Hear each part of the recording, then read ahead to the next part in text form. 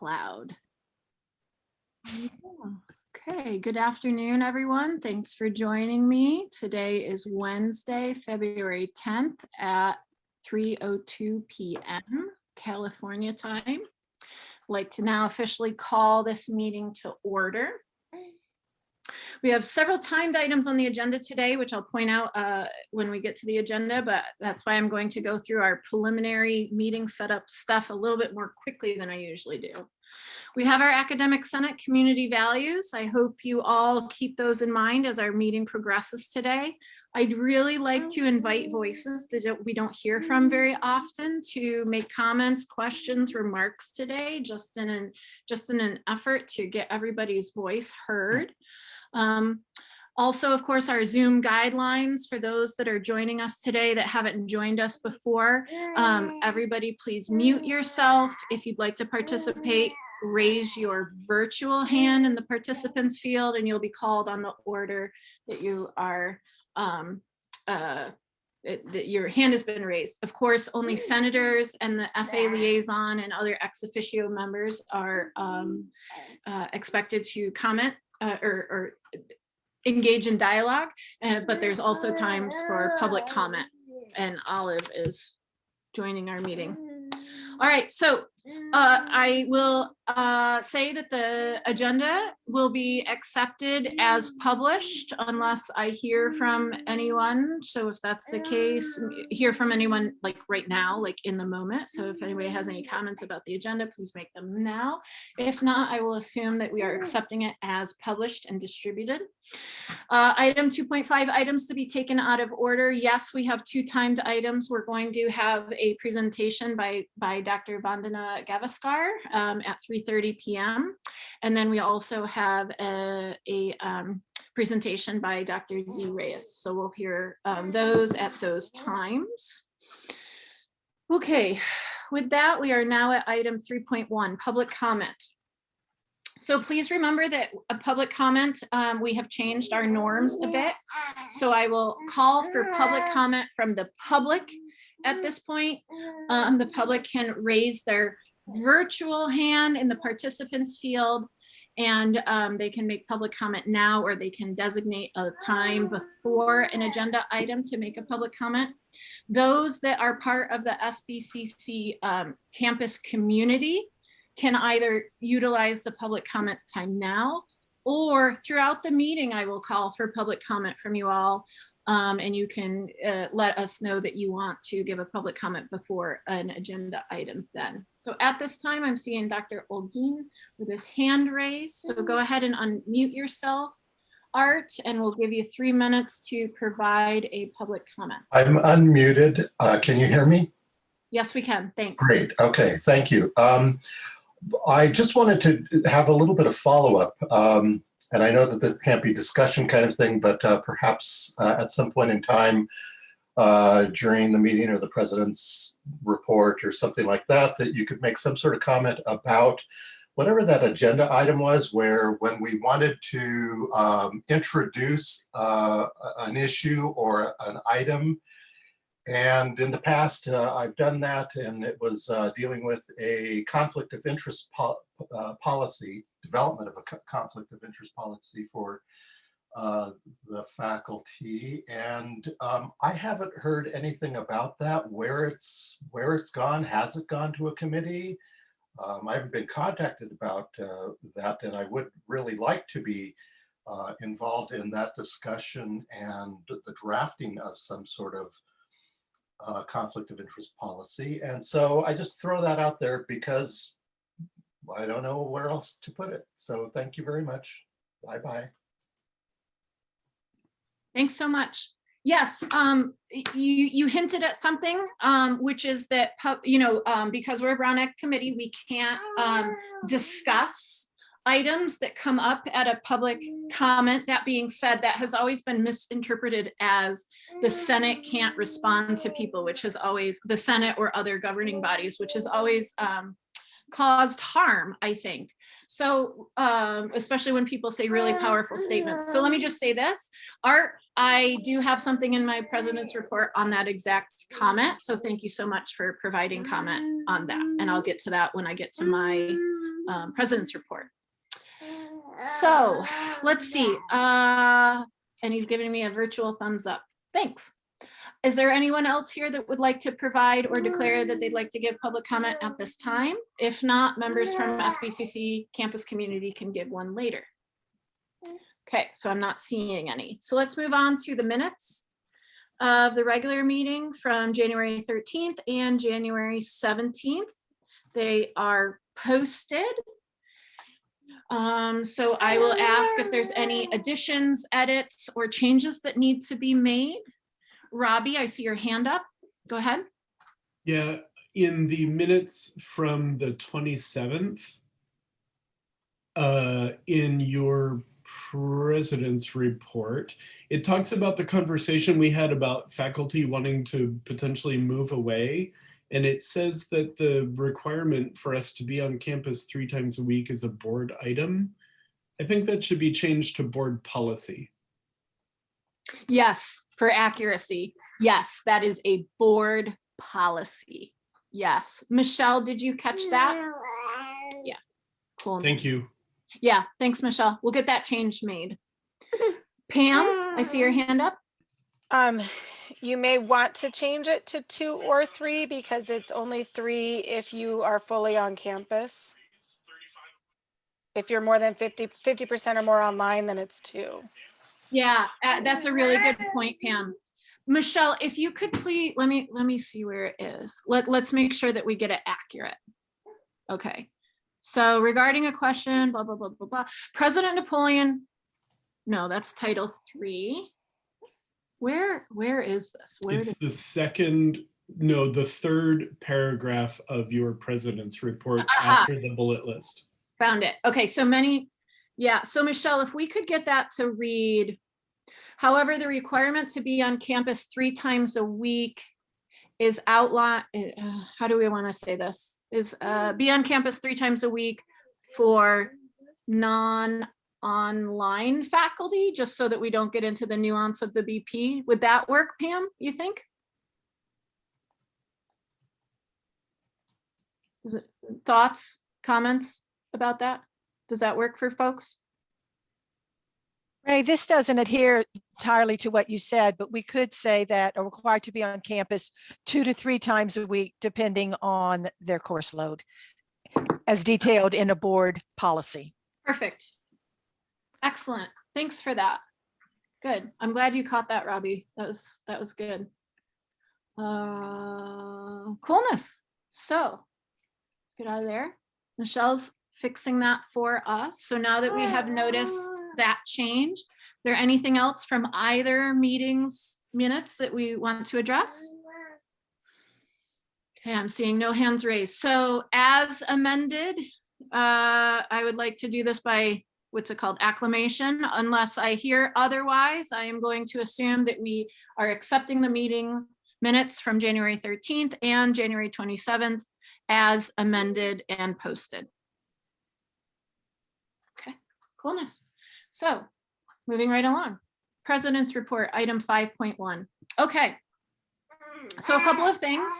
The BRAC meeting minutes are posted there. I've mentioned this previously. BRAC is a very important committee on campus. The budget, why do I always forget this in the moment? Budget reallocation committee, is that what it is?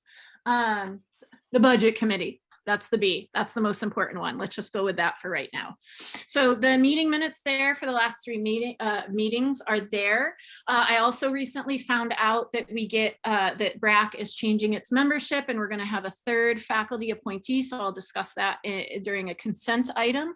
But as we are in this time of austerity and budget concerns, I am posting that as part of my president's report, and I've done so before just so that people are aware of what is happening at that important committee. The other thing is the land acknowledgement, which I'll get to in just a second. That one's going to be a little bit more involved, so I want to make sure that I get to my other quickie items first. Let's see. Oh yes, the ASCCC, the State Academic Senate, the Academic Senate of California Community Colleges Tech Review. I am still in conversation with David Morse, who is a past president of the State Academic Senate. He is English faculty at Long Beach Community College. He is the one that will be assisting us with the Tech Assist, which again is when the State Academic Senate comes in and works with us in a meeting format to figure out whatever conversation we have. As part of accreditation standard 4A improvement plan, it said that we will be, part of that and ongoing work is always reevaluating our committees, our committee structures and things like that. And so that is the reason for that Tech Assist request. We've talked about NCCC before, we've talked about other committees, and we're constantly, we've combined committees and we've made other committees take on different work. So this is all just part of that ongoing work, as well as for accreditation. Credit for prior learning. I have been sending out emails, multiple emails out to the department chairs listserv in an attempt to get them to start that work at the department level.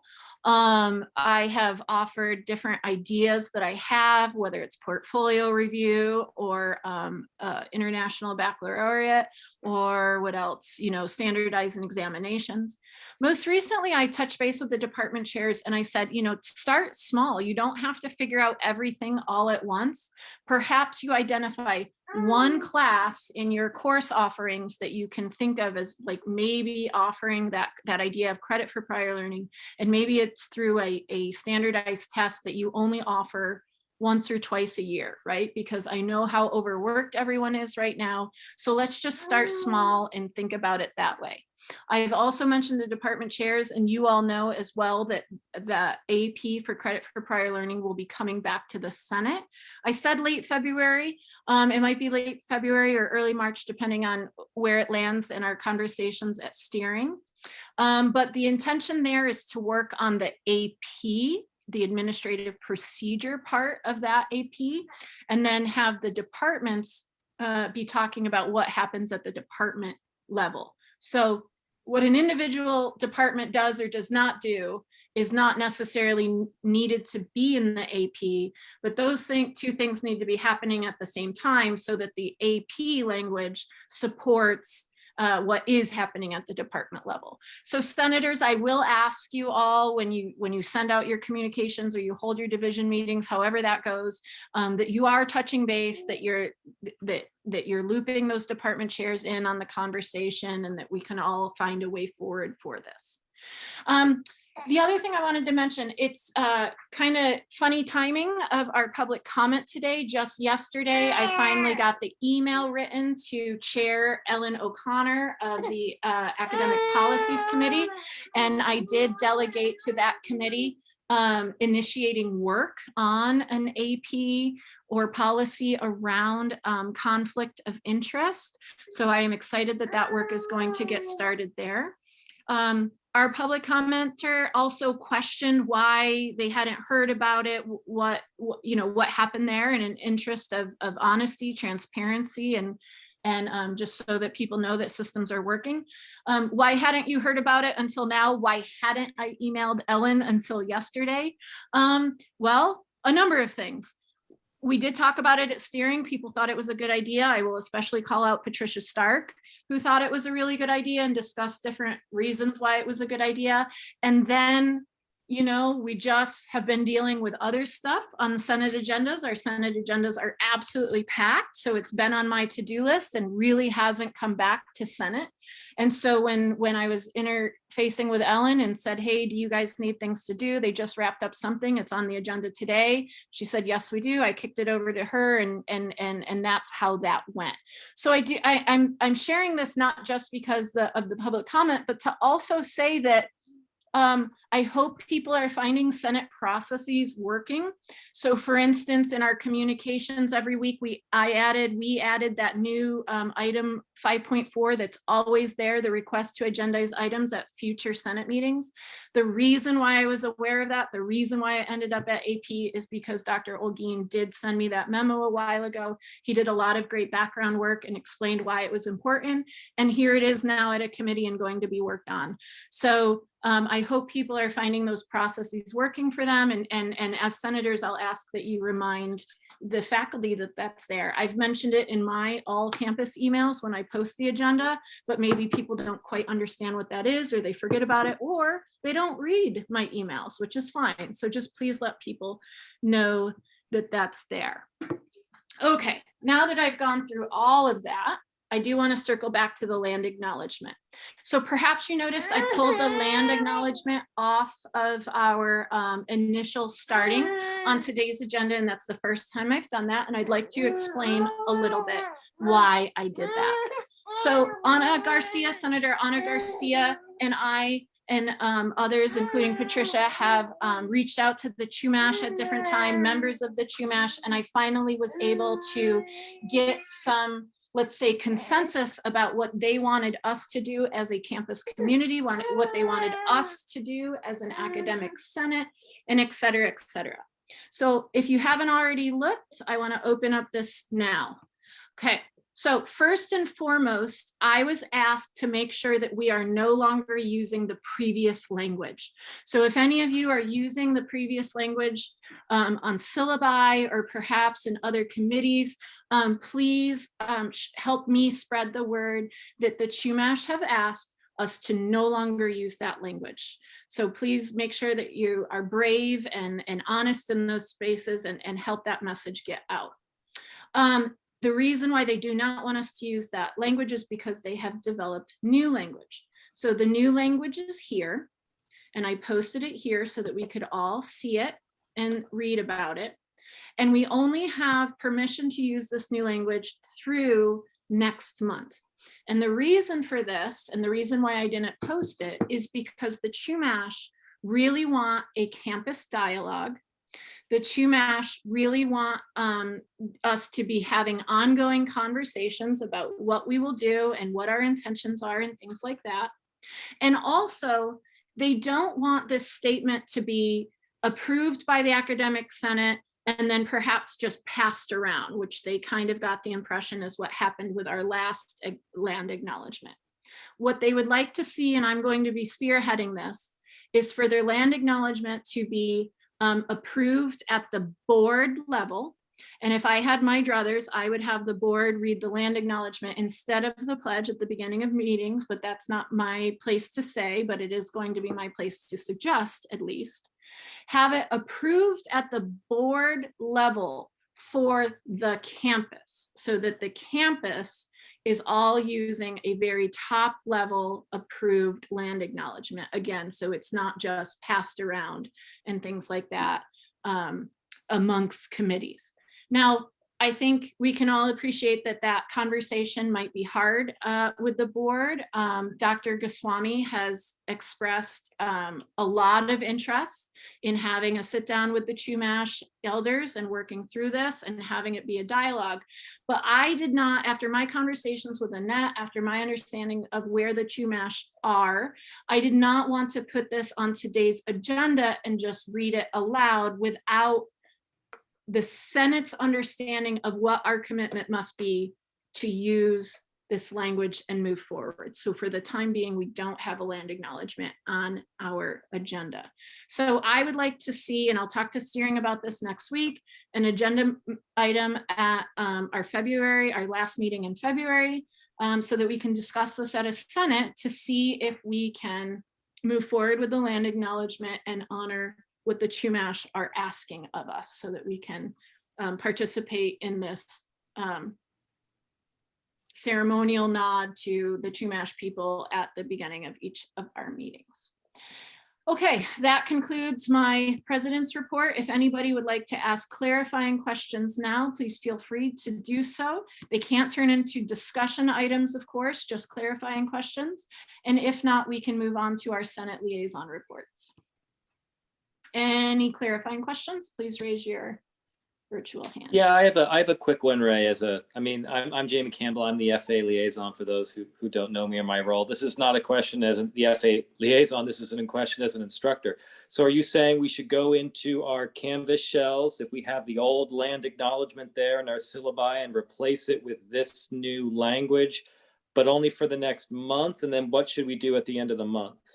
At the end of the month, I hope to have scheduled with Dr. Goswami and the Chumash elders and potentially Ana Garcia, if she's willing to join us for that conversation, to figure out what our next steps are. So yes, for right now, if you have the old language, please replace it. And then please also know that it comes with an expiration date.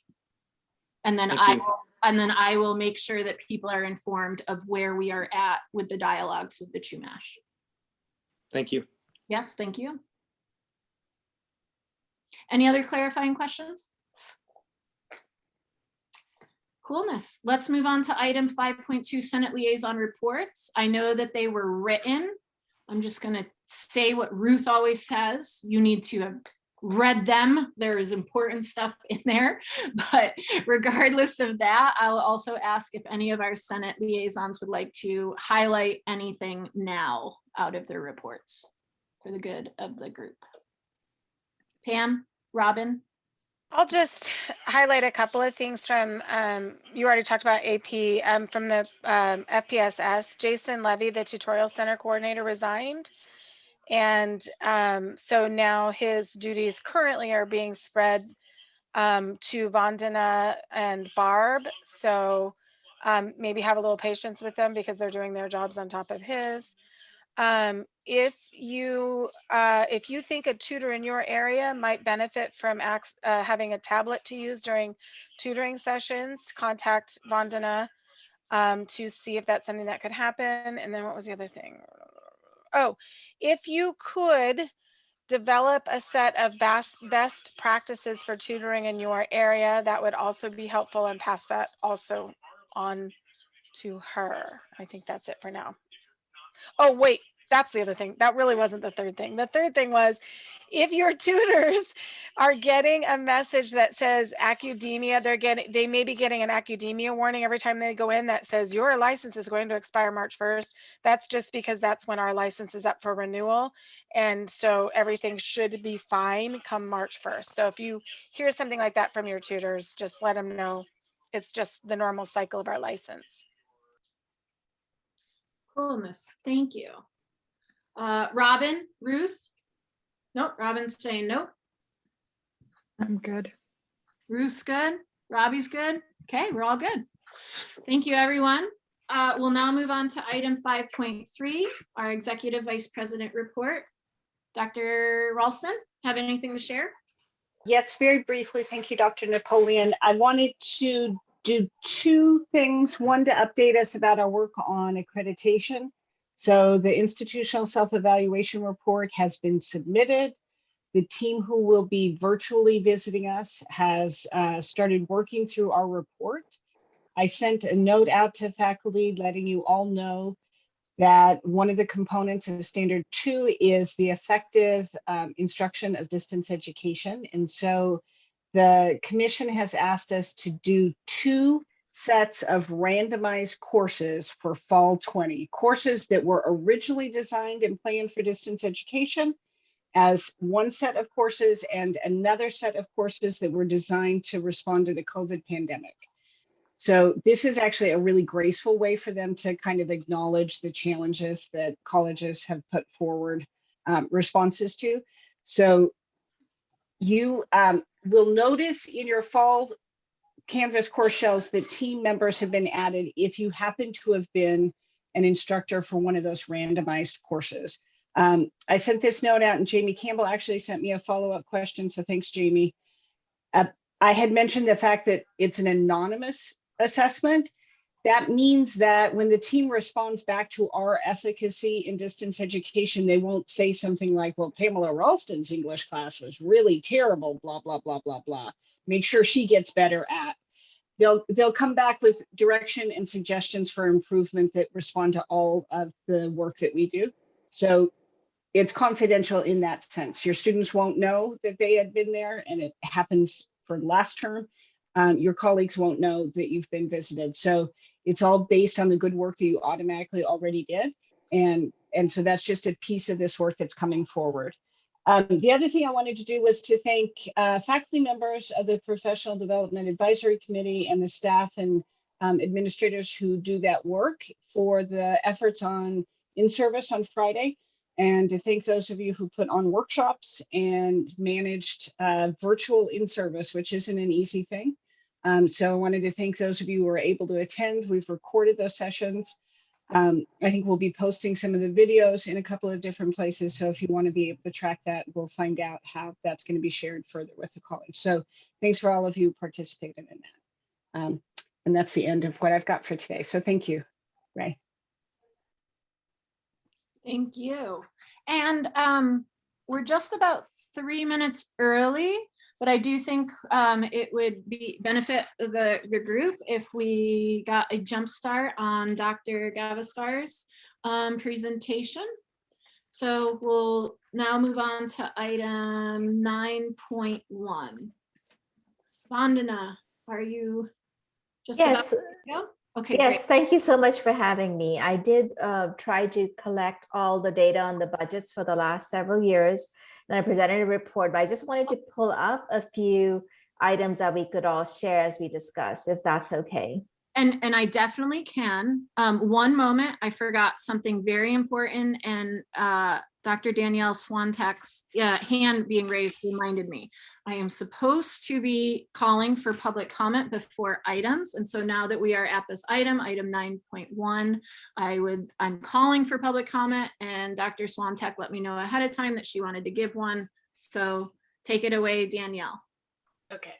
Can everybody hear me? Okay.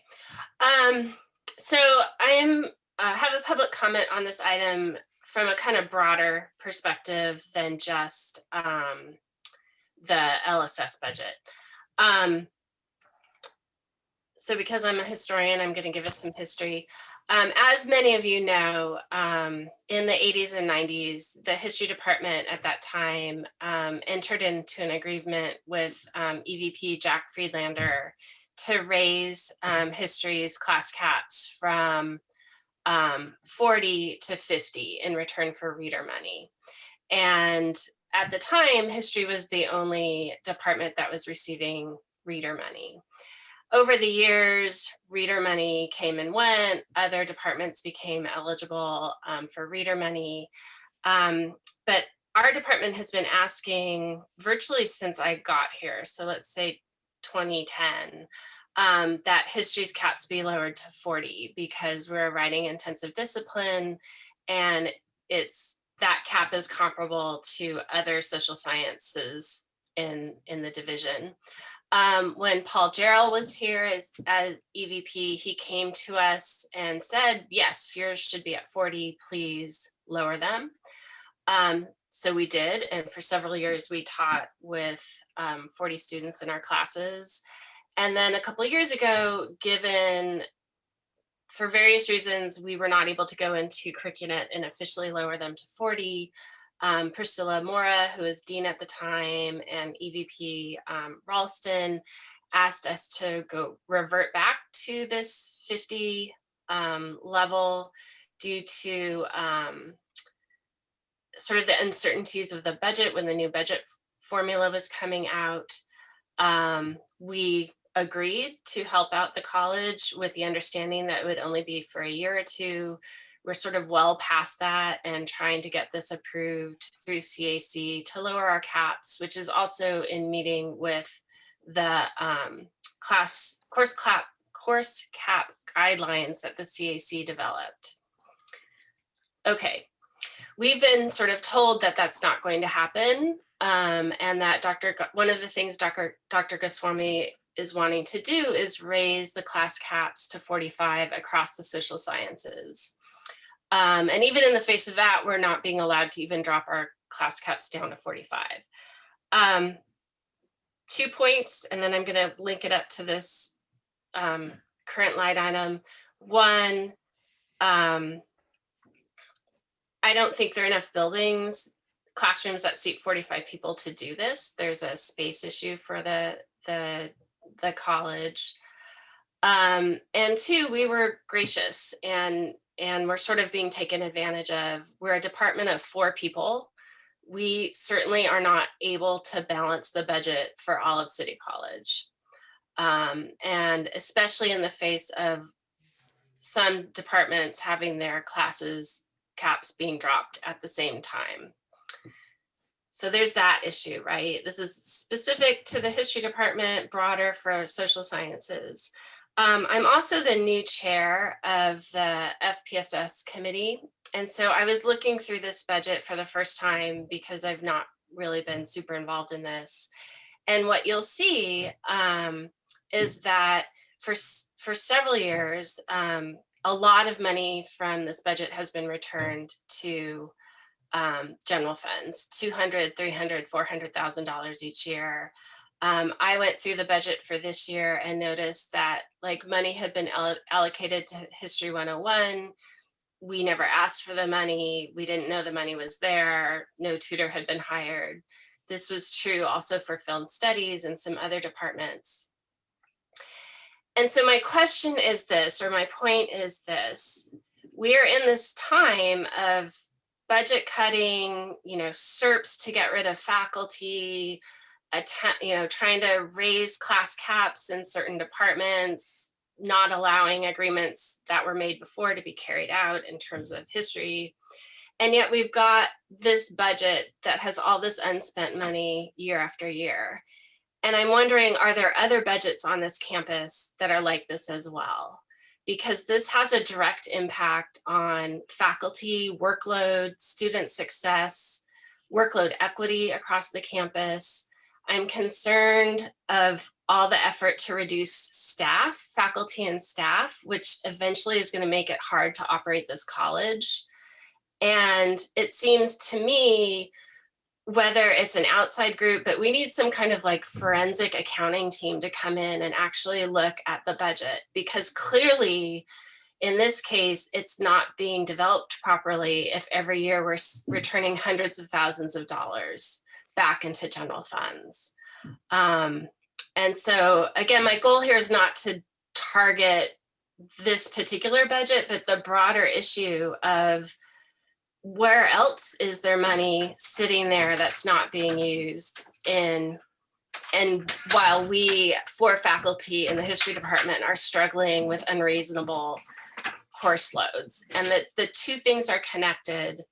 And I don't want us to get so focused on balancing the budget that we take our eye off of how we're treating faculty and staff in terms of workload and other things, how we're supporting them, and our eye on student success, because I really feel like we're clearly not managing our budget, and the go-tos seem to be things that are going to decimate the heart and the mission of this college. And so that's what I wanted to say. Thank you. Thank you so much for that, Danielle. And with that, we'll get to the agenda item. Vandana, you were saying? Oh, I was saying that I was going to pull up a few slides just so we were all looking at the same numbers, so for discussion.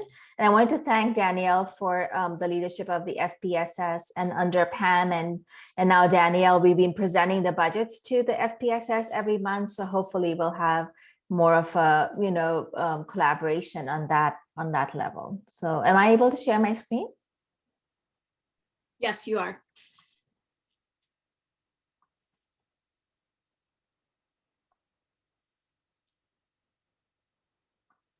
So I know you all have hopefully read through the document. I've been trying to look at where the money has been spent and sort of what all the fine details are. And there are very many more details that I need to look more deeply into, just so that we have a better handle on the budgets, as Danielle was saying. So I just wanted to point out, that we've had a couple of years of underspent budgets. So starting from 2017, 2018, 2017 and 2018 were the first years in my time at the college where we actually had a fixed budget, which was $750,000 that EVP Paul Jarrell and the deans Malloy and Jens were actually instrumental in trying to look at what our budget had been in these fluid years before then and what seemed like a reasonable number. So that's where we had the fixed budget, and then that's where the underspending happened.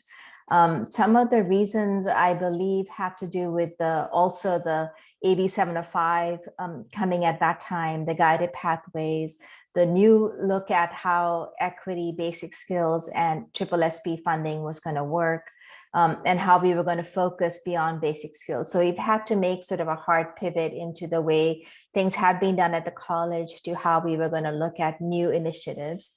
And then college-wide, I think there was a changing budget management. So it was more on the budget was fixed at the beginning, and then we drew down and we accounted for that. And so that was a change from the way things had been done. And as we all know, our administration has changed a number of years since then as well. And so there were, some of the things I noticed is that the faculty and the department roles and hiring tutors, we are in collaboration with faculty to hire the tutors, as opposed to other colleges where I've worked where the hiring is done more centrally. So we're sort of looking at the hiring trends also. So we're not able to hire as many tutors as we had previously to fulfill those budget expectations. And I think the reasons may be many. And we need to look into that as well. I don't know, I should stop and see if anybody has any questions, or should I keep going? I think, Robbie has a question, but I do think we should, unless they're clarifying, I think we should wait until the end. Robbie, go ahead. Mine is a clarifying question. I wonder if you could explain the difference between a fluid and a fixed budget. Yes, definitely. So by fluid, I meant that we didn't really know what our total budget was, but we overspent, and I have those in those budget figures. So those were filled in afterwards. I think now we're not able to do that.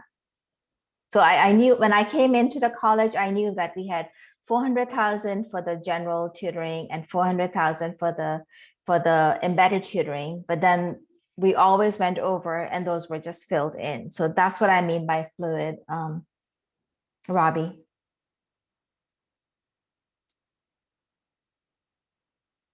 Thanks. Are there any other questions? I can't see everybody's hands. I don't know who all are here. So then I just wanted to look at the current trend. So those that was the past trend. So in TAC, which was the committee that's been folded into FPSS right now, we looked at the priorities based on AB 705, and it was determined by a TAC work group. Then in 2021, this is where we are seeing the budget surplus. In 2021, the departments decided what their budget needs were and what their tutoring modes were going to be. So we actually ended up providing a sum of money to different areas under Dean Mora for the departments to use as they saw fit. And then, of course, that's the budget management on a more of a group, on a, what's the word for it? It's not centralized, but it's sort of like everybody's collaborative model. And so that's what happened there. And then for 21-22, again, I think under FPSS, we'll have to look at what's going to be I have to look at my screen, sorry, if you're on the way. We have to look at the process, which will be determined in March under Danielle and Danielle's leadership, and we'll finalize the budget under the May revise. So this is exactly the time to come to you all to decide how do we want to manage the budget, what input are we seeking from the group here. I know that President Goswami mentioned a $75,000 cut. It must have been an in-service. And then we've got this ongoing C funding, which I think there was some confusion between the funds that people are applying for and then the ongoing funds, which were the equity and basic skills money that we got from tutoring. And that's not counting the staff that are paid for by the C funding. Are there any questions or comments? Keep going. Okay. And so in relation to the C funding, which is where a lot of the money has not been spent, I just wanted to show you like a longer view. My little magnifying glass icon really talks about the budgets that I'm not able to look at. So I know that in 2017 and 18, the money that we had from basic skills was 60,000 and 52,000. But at 2019, 2020, it suddenly became 300,000. And that's because ESP was no longer being funded. So that money then became sizably larger than what the 52 and 59,000 had been. And then this past year is 170,000. So there is a surplus. We need really good stewardship of that C funding because it meets certain criteria. And that's, again, something I think the FPSS and the Senate could be involved in as well. So I'm going to stop here because I know might be a little confusing. Not seeing any hands raised. I just want to point out that those budgets I don't have an eye on, and I'm trying to really work with with Cesar on that. So I'll have more information as time goes on. So I think some of the reasons for being underspent have to do with the undercapacity hiring of tutors. So for example, I looked at the numbers of tutors that we had hired. So in the embedded version, in spring 2016, we had 275. In the fall, we had 349. In 2019, they're 119, and spring they were 189. So if you look at the drop-in comparisons between fall 2016 and 19, we've gone from 360 to 278. So again, you can see how our numbers of tutors have also decreased, and unduplicated tutors as well. So I think sometimes when we make decisions about where we should provide tutoring, we also need to think about creating a tutoring culture in those areas. So if an area is new to tutoring, then I think that we need to figure out or really support this creation of a tutor culture. I know there are lots of areas that use tutoring really well right now. The STEM areas are doing really well. And then the stewardship of the C funds. And I don't have that on my PowerPoint, but the monies that we have spent thus far this semester, you'll see that there are some areas that have not spent as much as they might have at this time. So not to call out on English in particular, but only, I've noticed that 16% of the money has been funded. And I think it has to do with finding tutors, all that challenges that we are facing during COVID as well. So there are lots of people there's a lot of people who are collaborating on this budget to make it sort of be fully functional. Just wanted to point that out. And this is a great opportunity to bring it to the Senate, because you all can really play a huge role. Thank you so much for that. We will open up for questions at this time. Pam, go ahead. Can you turn to page 6? Yeah, let me pull that up. Yep, I'll pull up the PDF page, and then I got to share my screen again. Page 6. Share screen. Okay, page 6. Pam is referring to the report that was attached. Can you scroll down to 2017 allocated budget? It says here that the allocated budget was 1.5 million. I do not think that is accurate. I think it was 750,000. Yes, and I think then that and the addition to of the C fund. So that's the total budget. There was no C funding that year. Oh, okay. I'll have to look at the sheets again. I'm using, all of Jason's sheets, so I may have. So I'm wondering, so now if you keep going, because the other thing I have a question about, and this is true for every year that you've got on there. Oh, stop for a sec. Sorry. Go back up just where you can see the 3 different things. So here you've got drop-in tutors and centers and areas dedicated to specific subjects and disciplines. Then you have general funding, tutoring and subject areas and disciplines. And then you have Gateway. I don't know what the difference between those 3 things are, but when I look at this, it looks like the middle, the purple. Yeah. I think that is actually your total budget for that year. I see. I'm just, like I said, going off the sheets, and I wasn't sure what the general funding was, the way that it was labeled, because there wasn't a key to that document. So I'm sort of guesstimating, but yeah, I need to look into that. So do you know what the difference is between the blue, purple, and green on here? So the green, the green is the Gateway for sure. So that is like a tutor that's attached to a specific class. Is that what that is? Okay. Yes. And so then the general funding would be like tutors in psychology or history or anthropology, subject areas as well. And those areas got $750,000. Just go down again. Yes, that's what the budget sheet is showing. Yes. So this is what I need to do. I need to get into simpler to look at it. I'm just looking at Jason's reporting. This is from Jason's reporting that I think he presented at FPSS last year. So I understand Gateway, but you gave general funding. You said like anthro. How is tutoring and that different than a drop-in tutor? That doesn't. So I think the drop-in tutors are like the centers, like the writing center or the math lab, right? But then I think, but then the general funding is when people have combined their funding, but I really need to look at how that money was spent. Like I said, I'm looking at Jason's numbers here. So, but I don't have access to the simpler reporting. So from that year, those years. I thought the writing center was staff, not students. Yes, but they still have their tutors, right? So we still have a budget of 204,000, I believe. Jenny? Yeah. Sorry, go ahead.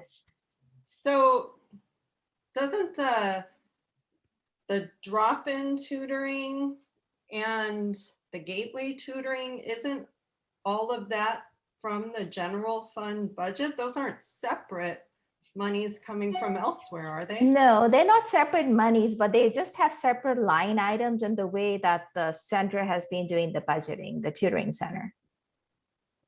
I guess I don't understand. Yeah, I just don't understand that distinction between what, the general fund versus these other funding sources. It would seem like they would all be under one. And when Pam made that point that the number looked way too high for the tutoring budget, Mm-hmm. I mean, that's like almost double what the general fund budget is. I don't think that could actually equal what tutoring was allotted, like $1.5 million. That's what I've always, and that's what I heard, that's what the budget was when I first came, in those years. But like I said, I'll have to look at, there's only one fund, 4048, right? So, and then there's a C funding. So yes, it's only one budget, but it's divided into these different streams. But you're saying you're questioning the total, and that's what I need to look at the simpler for those years for. So you're exactly right. I need to come back with that information. Ruth? I have a few questions. So you're saying that drop-in tutoring is something like the math center? Yes. So And would there are it other be- areas like the drafting or art, or communications, those areas. what's the distinction between the math center and those areas? Like, I trying mean, to separate. they're all different spaces where tutors and students meet. So they drop in that sense. So your claim it's only that it's a space assigned to where if we were in a physical on campus that the art folks have a dedicated place for tutoring. Exactly. Okay, then I'm confused as to why economics has drop-in tutoring when we don't have a designated space. It was just in the general area. So I don't think you have your definition straight. So that's one comment. Second comment is why aren't all departments, why haven't they been informed of their funds? Because I found out even in my division alone that there were numerous departments that found out recently that there are funds available that they're not utilizing.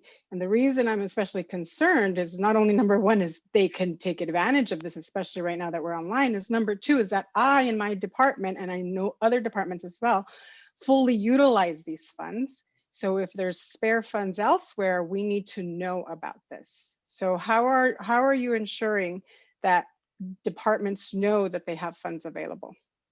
So Jason, and I guess now me, was sending out emails at the beginning of the year to every chair, because we've met with them in the spring, right? All the department chairs, including you, Ruth. And then in the fall, Jason would send out emails saying, here's your budget. And then he would follow up at the end of every pay period or at the end of the semester as to how many funds have been expended. So that's the example I shared from this year. So Vandana, let me just clarify. So what you're saying is that the School of Justice, Ann Redding, was emailed and told she had tutoring funding.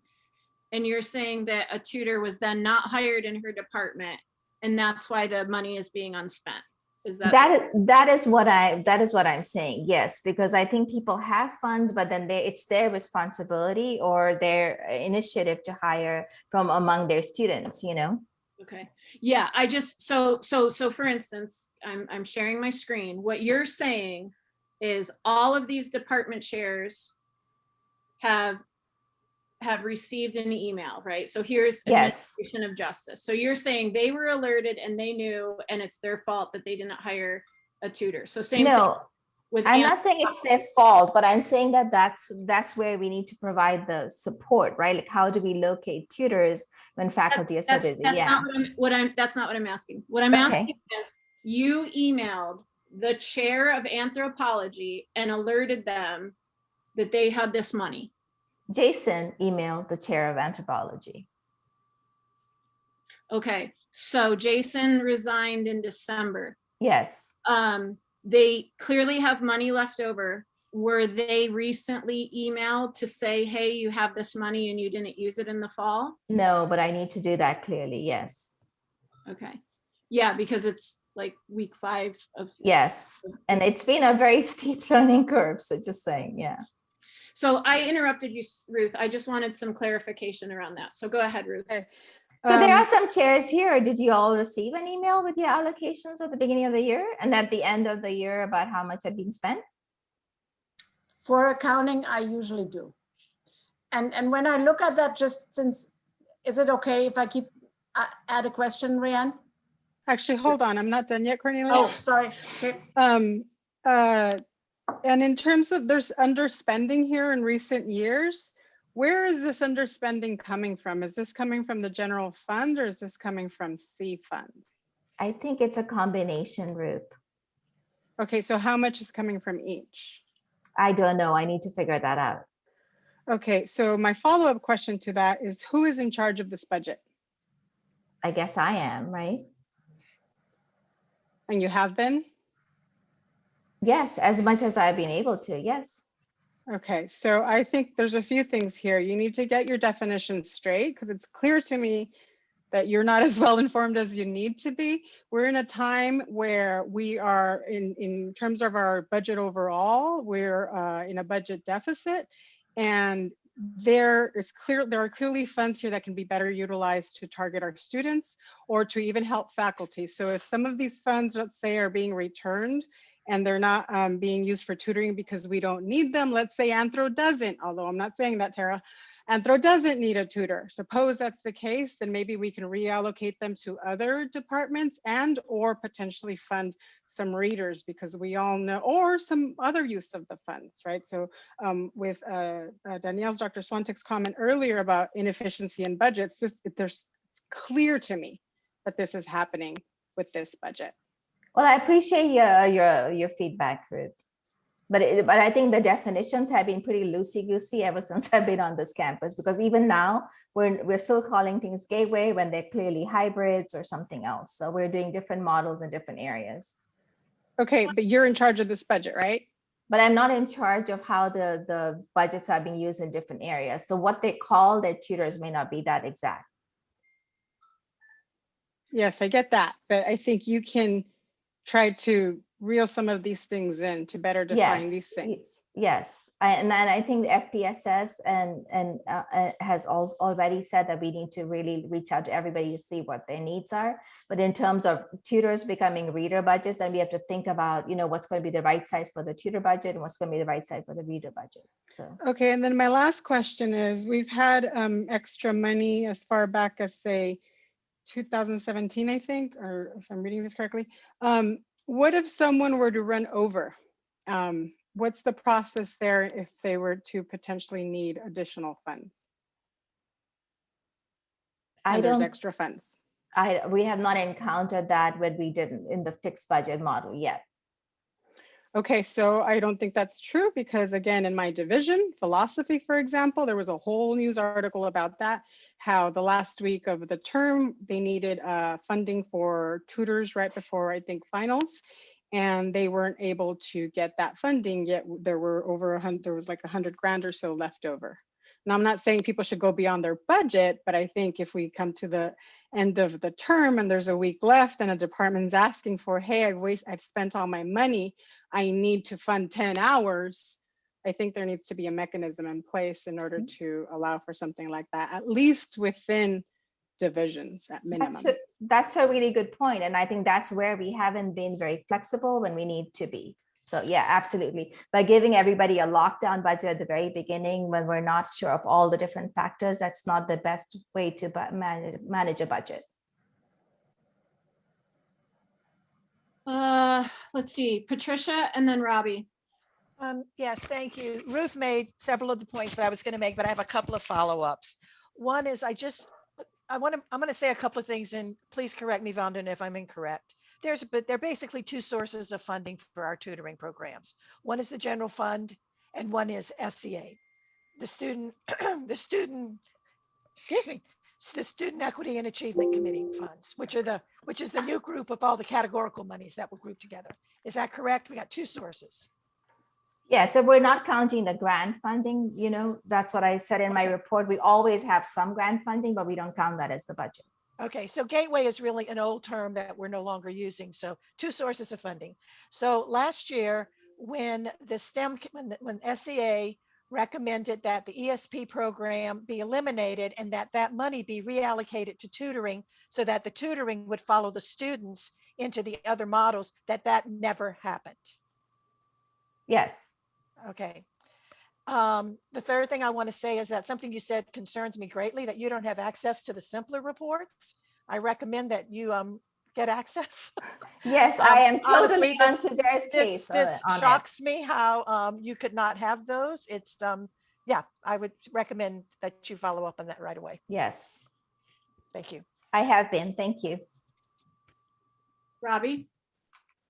I wanted to ask if we have made any progress toward allocating hours to instructors rather than dollars to instructors, so that instructors don't have to know employment related details about their tutors. They can just assign hours to their tutors and leave the financial information to the people who manage the budget.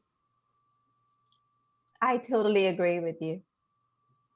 I think we should totally bring that forward, because that's one of the reasons why the budget is underspent, because we, as you know, Robbie, we used to adjust hours based on pay rates, which is not a efficient system. Speaking of efficient systems. So are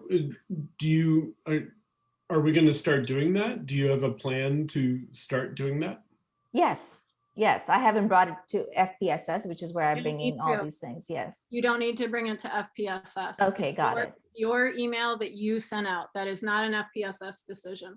All right, sounds That good. That is your decision. Just so you know. Okay. I do have one last question for you, Vandana. It's slightly related to this, slightly not. It's my understanding that we do not collect apportionment on tutoring at this time. It's also my understanding that that perhaps has been in the works for several years. So can you just give us a brief update on where that is, why we're not collecting apportionment, and similar conversation? Can you just let the Senate know? Yes, so we do have all the pieces in place. So we've got the courses that we need for collecting apportionment, which is a supervised tutoring course and the tutor training course, because students have to be trained in tutoring methods. The question is about how do we meet all the different conditions of supervision, student tutors, live data. So that's where academia comes in. We're going to start a pilot. Dean Imhoff is leading that effort this semester. And we are working with our registrar on how we're going to collect the positive attendance for tutoring. Those are sort of the different points. Okay. So that's going to happen soon, right? Because again, I think a lot of us, the reason for inviting you today is a lot of us are really worried about where we're going with the budget and things like that. And so the fact that we're not collecting apportionment when we could be is, to me, a very important issue that should be prioritized in front of other things. I totally agree. And I think I'm doing my best to support the college in doing that. Yeah.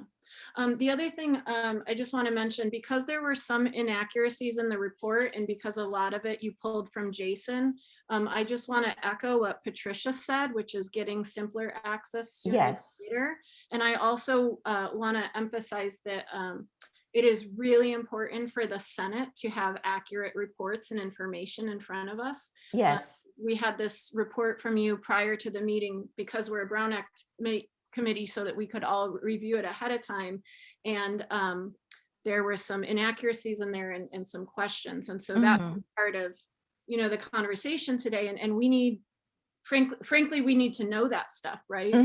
Yes. We are being tasked with eliminating NTCC stipends by $125,000, right? And so we have to do that on one side, and then on the other, we're underspending tutoring. And so, we need to understand why and where so that we can start making sure that the processes are followed to make sure that our tutoring budgets are being spent. Highly utilized. We're also being asked to increase our class sizes, as Dr. Swantak mentioned, and to do that and to serve our students, we need to be using every resource we have available to them. And I'm sure I don't have to tell you, but tutoring is probably one of the most important student-centered services that we offer on campus. So I guess I would just like the opportunity to come back with the correct data, just, Sure. yeah.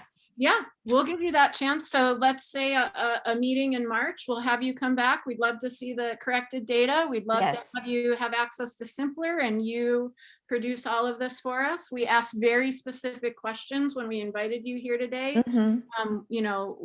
C funding versus general funding. So if you can come back and answer those questions accurately for us, we would really appreciate that. And I'm seeing several people nodding their heads, so it's not just me saying that. With that, we'll give Cornelia a chance to ask her question, and then we'll move on to Z Reyes's presentation. Cornelia, go ahead. I have a question about academia. Would that fit into today's discussion, or are we only talking budget?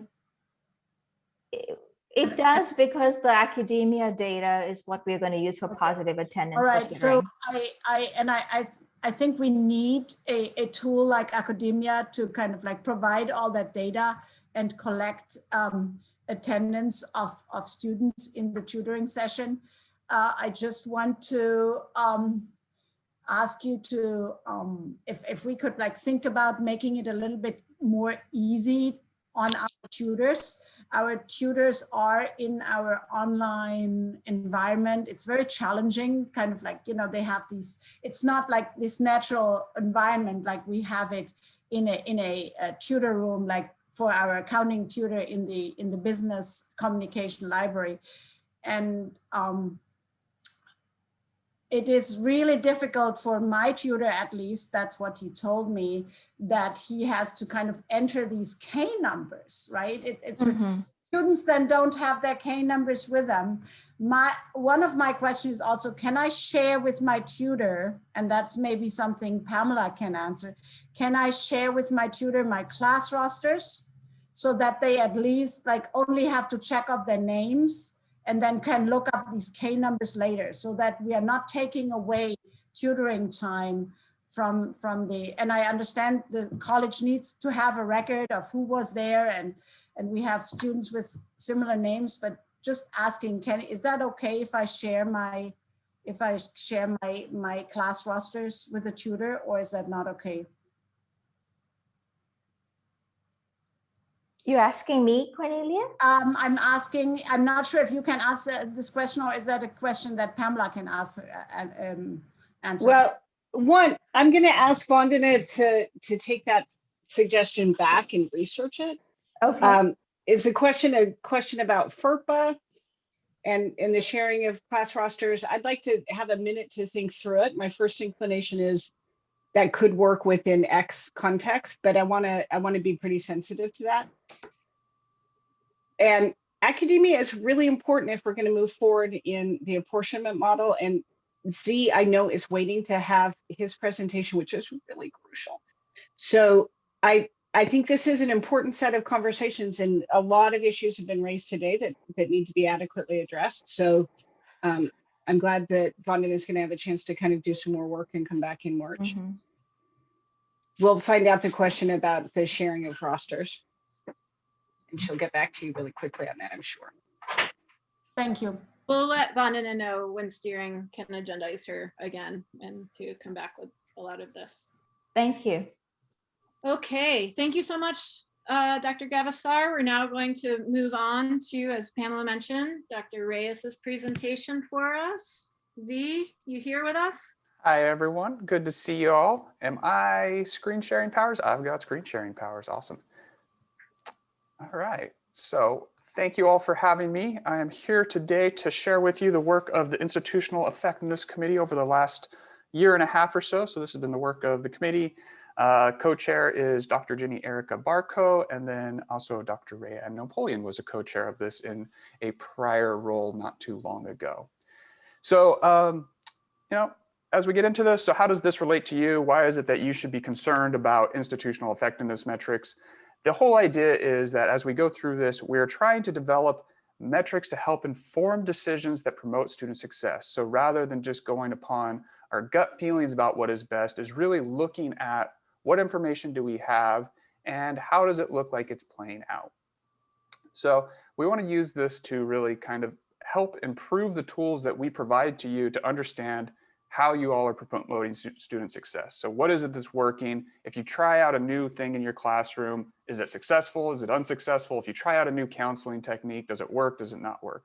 So we wanted to try to build metrics that help to inform and provide you the information that you would like to have when you're trying to figure out how to better serve your students. So at the end of the day, that's kind of the question that we're sending to you all is, what is the information you need to know to continue to improve your students' experience? So there's a few other reasons to go about doing this, why this is a good time to be kind of reevaluating what metrics we focus on as a college. So in spring of 2019, we developed a new mission statement that kind of clarifies some of the outcomes that we should be focusing on to understand if, as a college, we are doing well in pursuit of that mission, if we are being effective as it goes. The Chancellor's Office also changed their focus on data as well. So they retired the scorecard, which we used to use pretty regularly for understanding a lot of the information about how the college is doing. And they also changed the funding formula, which made a few of our data metrics get a price tag attached to them, kind of giving us a very strong incentive to focus on those to understand how those are doing and kind of support those as well. I think the most interesting change that's happened along all of this area is within guided pathways, which really changed the way we think about data. How do we go about analyzing and understanding data? Whereas historically, we've spent a lot more time focusing on things that tell us how the college is doing, things about how many awards did the college do, how many students enrolled in the college, things of that nature, which really tell you, okay, the college is doing well, but it doesn't give you a lot of information about any individual student or student cohort. So guided pathways has really changed that emphasis when we're looking at data to, okay, we still need to consider metrics that tell us how the college is performing, but it also kind of says, let's start to look at cohorts. Let's see how the student journey progresses as they have their tenure with us. What are some of the hurdles, speed bumps, and straight up walls and barriers they have as they try to attain their educational goal? So guided pathways, I don't know, from my end of the world, really interesting change in the way that we think about data. So we're hoping to kind of move forward with metrics that help us look at student cohorts and understand that student journey as they progress through our institution. And then lastly here, integrated planning. So we've kind of, if you look at our different core plans and such, the student equity plan, or if you look at the vision for student success, you'll notice that there's slightly different metrics on all of those plans. If you look at the plan, if you look at the metrics that we had on our student equity plan in 2014 compared to 2019, you'll also see subtle changes with this. This makes it kind of difficult to evaluate if you have kind of a long-term program that you're doing a lot of changes to across several years to see how you kind of dialed it in to really get at what you're trying to do. Well, if you're changing metrics every 5 years, that kind of makes it difficult. Plus, if you've got different metrics on different plans, you start to just get exhausted trying to figure out which metric you're focusing on. So we're hoping by kind of doing this work and really kind of engaging the college, thinking through what is it that we need to understand to support student success and see where there's barriers, that we start to have integration across all of our plans. And we have to learn a lot less when it comes to metrics, and we can really focus on the things that we care about, which is understanding how our students are succeeding and where they're having difficulties, barriers, speed bumps, and all those things. So how do we go about doing this? So we started this in phase one, which these two phases roughly align with turnover in the Institutional Effectiveness Committee. It has about a two-year tenure, and there was pretty much a full committee turnover between phase one and two. So there's been a lot of people involved in this project as we kind of work through this. The first phase started right after we adopted the new mission statement in spring of 2019. And it really was to look at the mission statement and start to just brainstorm, what is it we need to understand to know if we're being effective at this mission? So when we started to kind of break down the mission statement, we're like, okay, this broadly has kind of three areas, and that's what we've got highlighted here in the kind of teal, red, and green. So are we providing a diverse learning environment? Are we helping students accomplish their educational goals? Are we providing a campus culture that is equitable, inclusive, respectful, participatory, and supportive? So as we kind of broke through those, the group just spent all the time they needed to kind of go through, think through, okay, what is it we need to know to understand if we're providing a diverse learning environment? And I just kind of went through, and it was a real generative process, just trying to think of everything that we could. For this particular presentation here, and what we're going to be focusing on now is the stuff in red here. So really those student outcomes and the metrics that we need to understand how students are doing as they progress towards these outcomes. We'll be coming back around to the diverse learning environment and the campus culture when we start to build our campus culture assessment tools a little bit later on here. So that was phase one. As phase one wrapped up, we had kind of the changeover in the committee. So then we started into phase two. And this was really taking what we built from phase one and then looking externally and saying, okay, well, what all is available? What do we have? Where are there gaps in what we have? So what do we need? And then what are we required to report? Kind of trying to get down to, okay, where is the world we live in, get an idea of all this metrics. So at that point, we had about 60 metrics if you look across the various things that the Chancellor's Office asked from us or that appear on our various plans, the Student Equity Plan, the Distance Ed Plan, or ACCJC, or Guided Pathways Initiatives. So, you know, there's a lot of metrics. So we started going through those and just kind of narrowing them down to what we thought was really important for us. So as we moved through that process, we kind of settled on two flavors or this kind of structure for the metrics. One set of metrics to tell us how the college is doing. So really focusing on the performance of the college and the things that we need to understand to know if this college is going to keep on going. So broadly, when we're thinking about these metrics, this is going to break into, are we providing access to higher education? Are we ensuring progress? And are we seeing that students are achieving their educational goals? So these college performance metrics, these are more kind of our traditional metrics that we've been looking at for a good long time here. The student journey metrics, this is really going to be kind of the outgrowth of the Guided Pathways Initiative to really focus us on thinking about how students travel through our college to reach their educational goal. So in these metrics, we're going to start to focus on student cohorts based on their broad educational goal and the year that they are and the semester that they came into our college. So when we look at kind of our broad educational goals, these break into skills builders. These are going to be folks who are here to take a class or two. They need to brush up on some skills for their work or for their own kind of enjoyment, things of that nature. Usually not here for more than 3 or 4 courses, something of that nature. Then certificate, transfer, degree, degree and transfer. So these are going to be students really focused on that specific goal, whether they want to get a certificate, whether they just want to transfer, or whether they want to do the whole deal, they want to get a degree and transfer. So that's how we kind of set them up. I want to take a quick pause there for any questions before we get into the actual metrics themselves. I'm seeing no hands raised. Go ahead, Z. All right. So let's go ahead and take a look at these metrics. So this is, I believe, been shared with you on the agenda. I think we did it as a PDF. If anyone is favorable to Google Sheets, we can share that as well. Exact same information. So this first chart here, this is going to be our student journey metrics. So these are going to be the ones that are tracking student cohorts. So what you have in this first column is a kind of general description of the metric. The second column is going to be kind of the general grouping. Are we talking about access, progress, or success? We also have employment in here as well. And then these next ones are going to be your student goals. So our skills builders, our certificate focused folks, transfer, and so on. And then what we have here is, does this metric apply to the group? So steps in completing the application process to registration. Yeah, we feel that that's important for skills builders. In fact, we feel that's important to everyone. Successful enrollment, similar. Now, when we get into kind of understanding the progress of a skills builder, we really couldn't come up with much other than, okay, were they successful in their course?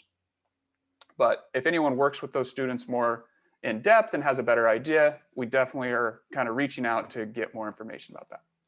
So this is how the general table is kind of set up. And what you have over here in the last column is some sketched out notes about how we think we're going to measure this. So we're not getting too detailed in exactly how we're going to measure this. Most of this stuff is going to be a percentage of some kind or another. We're going to have to kind of do a lot of detail work once we operationalize it, but we're going to kind of really stay true to this general area here. Take a pause here for people to digest. Hopefully you had some time to look at this beforehand. I don't know how much everyone loves a table. I'm guessing not everyone loves a table as much as I do, but any kind of questions or comments at this point before we move into the college performance metrics? Anna? I just have a quick question. So for the course success thing, it looks like only the skills builders are being flagged in that? Yeah, and so we did a kind of, I think it's interesting. I hope other people think this is cool too. So what we did for the rest of the groups is going to be kind of right around here, units successfully completed. So it's kind of looking more at a proportion of the units that they attempted and how many of them were successful. So to try to get at how did that term go for that student? Okay, so essentially that will be measuring course success, but as like an overall number versus just the one course. Yeah, because we're thinking with the skills builders, okay, there's a fair chance that they might just have a single course. Right. But for everyone else, we're expecting they got at least 2. Okay, thank you for clarifying. Yeah. Anything else? All right. So our college performance metrics, so these are going to be the ones that are really centered at telling us how well is the college performing. So helping us understand, what are the things that as a college are the key indicators of our performance. So set up somewhat similar to the table we just looked at. This first one is going to be a general description of the metric. The second column here is your grouping. This part, however, is different. This is kind of giving a little bit of recognition to the various external pressures we have and the metrics that align with them. So this is our student equity plan. The chancellor's office kind of defined what metrics we would be focusing on that.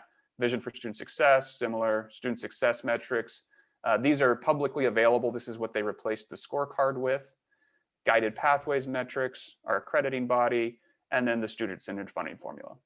So these last 2 columns really get the heaviest weight. If we are not in good standing with accreditation, that has some serious ramifications, similar with the funding formula. So then similar grouping, we're looking at access. So you'll notice these we start to get into a little bit of detail here. And this kind of gets into the enrollment head count.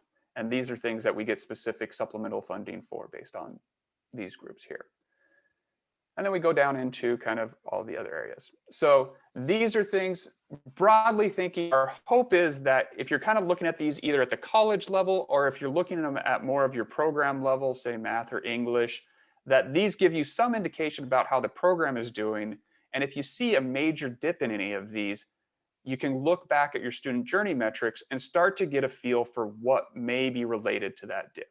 It's not going to be causal, nothing of that nature, but start to give you some more information to understand how your various programs are performing. Any questions on this one? No questions. All right. So that is the metrics in their total. So we went from about 60 metrics that we were looking at, and now I think we're down to 18 for the student journey metrics and about 16 for the college performance metrics. We also anticipate trying to use these metrics in sort of an aggregate function. So at some point we can kind of roll them up to, here's how the college is doing for access, here's how the college is doing for progress. Just to kind of simplify it to that very top, most aggregated level for people who want a 1-sentence version of how the college is doing. All right. So these links, this will take you to the draft metrics. This will take you to a little survey tool if you'd like to provide feedback. Oh, Patricia, I see you've got a question or a comment. See, just let's say I'm a plain old just plain old department chair trying to develop a program review or some other type of report, where do I go to get this? Is this going to all be in Tableau? Or are you going to be generating separate reports? Where's all this going to live? Yeah, so we've got kind of three varieties of this. My ideal variety of this is when you go into your program review, Illumin's page, you've got these charts pre-populated. That's the ideal one. That's probably going to be a stretch. More likely now we get into, okay, balancing our workload. It would be my office kind of providing each department a chair reports of this nature for the various metrics. Okay. That one kind of, it's like, okay, well, definitely worthwhile. I've only got 2 people in my office to do that work, so we'll see how we can do on that. The third option is these are in Tableau, and we do a more intensive department chair training when we come around to that. So that's kind of how we're looking at this. But yeah, these will generally be built out in Tableau is the intention. Thank you. I vote for either the first or the second option, by the way. The Yeah. second one would be fine. First one would be fabulous. Yeah, if we can get that first one pulled off, I think that is pretty much the ideal situation where, yeah, for everyone. But got to work through some technical stuff on that one. Okay, thanks. All right, so this survey, if you click on this link, this will take you to a survey tool if you want to provide feedback in that manner. Essentially, you'll have 1 page for the college metrics, 1 page for the skills builder journey, 1 page for the degree transfer journey, and so forth. And you can skip through them to whichever area is most interesting to you. If you really don't love surveys as much as I do, feel free to email me your feedback. I want your feedback way more than I want you to use that survey. So I do like the survey a little bit. Ruth? And in terms of what you were asking us to take back to our divisions so that we get faculty input, is it about the metrics being provided and maybe additional ones, or how to measure them? I think I caught a little bit of the last part. Yeah, not so much on the how to measure them part. I mean, if you really have kind of some details on how to measure it, we're totally open to ears. But really more on, are these metrics pertinent to the work you do? Do they provide you the information you need when you're trying to evaluate your program and understand what's working, what's not working? If you're doing a new initiative, are these metrics that are meaningful that you would look towards to understand if that new initiative worked or not? Okay, perfect. Thank you. All right, well, that is all I've got. So I'd like to say thank you so much for having me. And thank you from the IEC team. And I thank you to them for all the work they've done on this. And that's all I got. So thank you so much for having me, everyone. Thank you very much, C. Excellent. All right, so we'll need to revisit our agenda. Let me pull that up. There we go. And believe it or not, we have to go all the way. Am I not sharing my screen? No, I'm sharing my screen. We have to go all the way back to our consent items. Okay, so for this week, we have 2 items on our consent agenda.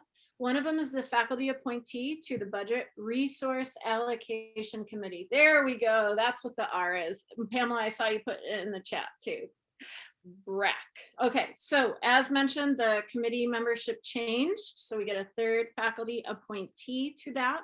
Thinking about how important this item is right now, it was important to me as the president to have the appointee be somebody that is in Senate steering. Ruth has all the time in the world. So I asked Ruth to be the appointee and she accepted. So as long as the Senate, she's gonna kill me later, accepts this appointment, she will be serving on BRAC for us. The other thing, it's the Ruth hour, it's the Ruth consent agenda. The other thing, because Ruth attended the ASCCC fall plenary, she went to a couple different sessions and she got really interested in what's called a liaison position. She and I have talked and she would like to be the ASCCC SBCC liaison for legislative items. So she will attend statewide seminars. She will be the one that will be hearing about legislation that happens at the state level and then be communicating that to steering and me so that we can all be really well informed about what's happening and what work we might have coming up on the horizon. So those are our two consent items.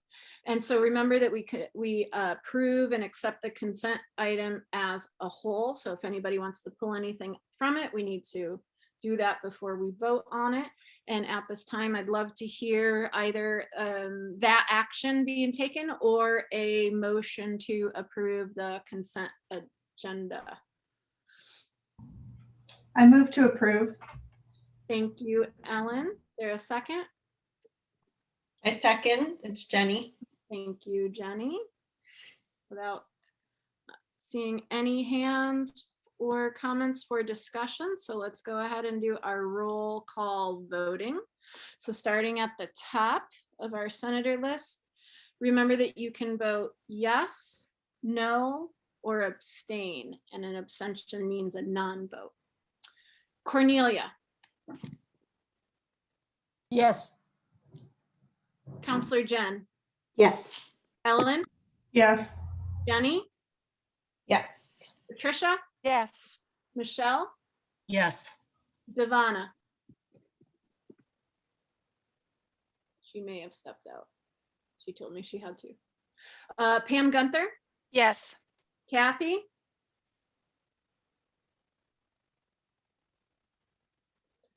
Robin. Yes. Jen. Yes.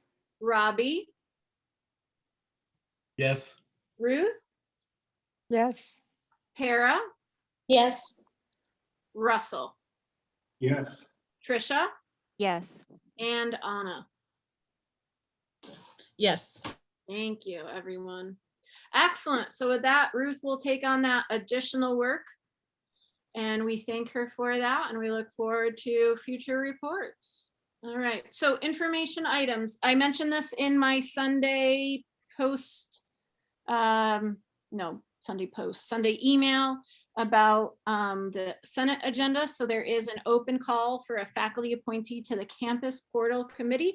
I briefly mentioned this last meeting. This is, we're going to basically be looking at new software systems for Pipeline. Last week, I wasn't sure, or the last time we met, I wasn't sure if it was actually Pipeline. It is. And so if you are interested in this and doing a lot of homework and taking a look at different software systems for this initial committee, that would be really great. This is just an initial committee to kind of whittle things down, and then it will go through a shared governance process once some options are identified. I also wanted to mention that there is a TRIO grant application coming forward. It's basically a student services grant. So student services faculty and leadership have been involved. This does allow me to mention that there is always going to be announcements of grants at the Senate as part of information items. So this year Z led a small work group, and how can we improve our grant process. And one of them was, as we always hear, transparency and inclusion. And so how can we get that out? So we will be doing two-pronged approaches of getting information out. One of them is always going to be an announcement at the Senate as an information item. And then the other prong will be reaching out to and targeting faculty and saying, hey, this exists. Do you want to be part of it? 7.3, there's a couple board that's supposed to read board policies and administrative procedures. I wonder how long that's been there. There's a couple of BPs and APs coming forward from BPAP. So again, your representatives on BPAP are myself, Robbie, and Patricia, but these BPs and APs are just on the agenda for information at this time, and the details are given there. Okay, so unless there's any clarifying questions, I would love to move on to our discussion items. Cool, I'm moving on to our discussion items. So I always forget to do this. I have no idea why I just remembered, but we're going to move on to item 8.1 now, and I'll call, does anybody want to provide a public comment about item 8.1? No. All right, then the Senate shall discuss. This is the second time this item has been on our agenda. The first time it was just as like almost a point of information. I attached it on the agenda with a bunch of attachments. I gave you guys a rundown of my kind of vision for how we would go about this. I gave you my whys, which include, directives from the state chancellor's office, directives from the state academic senate, and our own internal conversations of anti-racism, equity, inclusion, and all of that. So now that it's here in front of you again, my vision included creating an ad hoc group to take on this work, a group that was basically self-nominated. Hey, I'm interested in this. I want to do this work, and to have them take charge of this. So I wrote a quick little proposal. Let me see, I'm not on the agenda item. It's 8.1, click there. And then here's my memo that I created. I hope you all had a chance to review this. Basically, I gave some background in this memo, internal considerations, external considerations, and then my suggested action, which was to create an ad hoc committee. So this is a discussion item. However, I would love to see the Senate take action on this, in that you make a formal recommendation to create this ad hoc group. The way that that could happen is that we first entertain a motion to move this to action, and then move it to action, and then vote on it in action. So with that in mind, that's not what we have to do. We can discuss it and not move it to action. We can discuss it after we move it to action. There's a number of ways this can go. So you are all the senators, so please let it be known now what you want to do with this item. I'd like to move it to action. We can discuss it there if we need to, but I want to move it to action. I'll second. Okay, so we have a motion to move it to action. We have a second made by Robin Goodnow. Any discussion on the motion, which is moving this item to action? Any questions on that? Okay, it does not seem. Jenny Baxton, go ahead, Jenny. Sorry, I do have a question, but I don't know if it's appropriate here. If not here, then where? Would this committee be made up solely of senators, or is it a campus-wide recruitment? Sorry if you already said that. Okay. I don't think I did. I don't even know if I called that out in my memo. I may not have said. Yeah, I mean, I didn't even say. I don't think we'll get the number of people we need to do this work with just senators. Okay, because that was, for me to support it, I wanted a wider net cast and for it to be campus recruitment. Yeah, let me just say it would be really silly to create a committee on inclusion and then be exclusive with that committee. That is why I asked. But hey, you never know. I mean, that might be what people do. So yeah, okay, great. So thank you for your question, Jenny. Please never apologize for slowing us down and asking questions. We have a motion on the table. I'm not seeing other questions, so I think we should vote on the motion that is moving this item, which is creating an ad hoc committee to do a revamp or a look at our hiring practices for faculty. That is the motion on the table. So again, you may vote yes, no, or abstain on moving this to action. And Ray, point of order, we just need a majority vote to move this to action. Perfect. Thank you for the reminder. Okay, so Cornelia. Yes. Counselor Jen. Yes. Ellen. Yes. Jenny. Yes. Patricia. Yes. Michelle. Yes. Ivana. She might not be back yet. Pam. Yes. Kathy. Robin. Yes. Jen. Yes. Robbie. Yes. Ruth. Yes. Tara. Yes. Russell.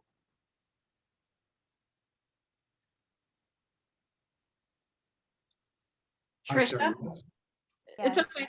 Yes. Okay. Awesome. Thanks. Thanks, Russell. Trisha. Yes. and Anna. Yes. Okay, excellent. So item 8.1, this idea of working on our faculty hiring practices has now been moved to action. And now that it is in action, I will continue to stare at you awkwardly on the screen and see what you want to do next. Cornelia. I have a question. So the goal is to change the wording in 7120. How would BPAP be involved in that, if at all? So a number of ways. So I don't think BPAP would be involved necessarily. Typically, the way things go with BPAP is when you want to change a BP or an AP, that you look at the chapter and you find the chapter leads for it, or the constituency group that kind of owns that. And you work with them.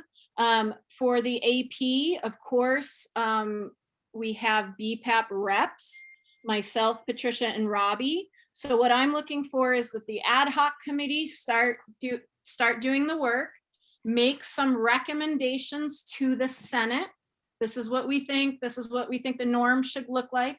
I would strongly encourage that ad hoc group to be working with HR in case there's any HR hiccups in there that we don't know about, legalities that we might not know about, you know, things that we must do because of labor law and stuff like that. And then have a written recommendation be brought back to the Senate.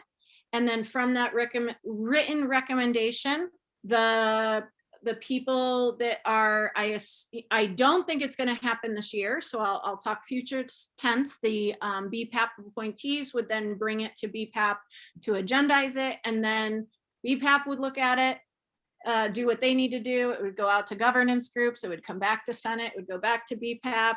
Then it would come back out as information, and then hopefully someday in the year 2099, those changes will be posted on our website and followed. That was just a joke. Just wanted to ask.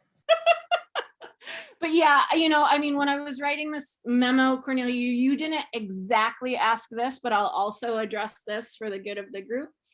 I think to do this work really well, I don't think the group will be able to come back with recommendations this semester. I think this group should take at least this semester to kind of educate themselves on best practices in hiring, especially with an anti-racist lens. I think they should probably work through the summer and then hopefully come back in the fall with recommendations and a work product. I can't imagine, you know, coming back with stuff by May, especially in our current lives. So that was kind of what I was thinking. Sound good? Okay, so now we have this item in action, and I think if folks' questions are answered, I would entertain a motion to approve this. Move to approve. Thank you, Robin. Do we have a second? Second, Michelle. Thank you, Michelle. So we have a motion to approve this. A second. Now is the time for any remaining discussion on this item.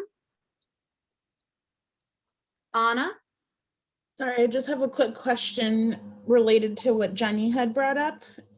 Do we need to be explicit about that in kind of what you wrote?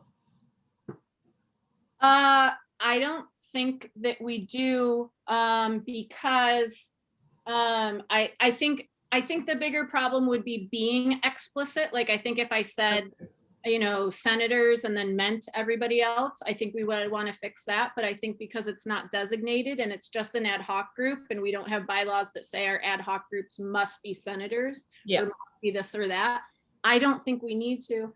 If it makes you feel better, we could probably do a friendly amendment to say, calling out that it includes all faculty. We could certainly do that. I think Robin made the motion and Michelle seconded it. I don't think that. I think it's fine. This meeting is being recorded. Oh, she's gonna come with receipts, everyone. On this date, Ray said this. I hope that you do, Anna. You know I will. You know I will. So with that, let us get our roll call voting done. Okay, so again, yes, no, or abstaining. Cornelia, Yes. Counselor Jen, Yes. Ellen, Yes. Jenny Baxton, Yes. Patricia, Yes. Michelle, Yes. Devana, Pam, Yes. Kathy, Robin, Yes.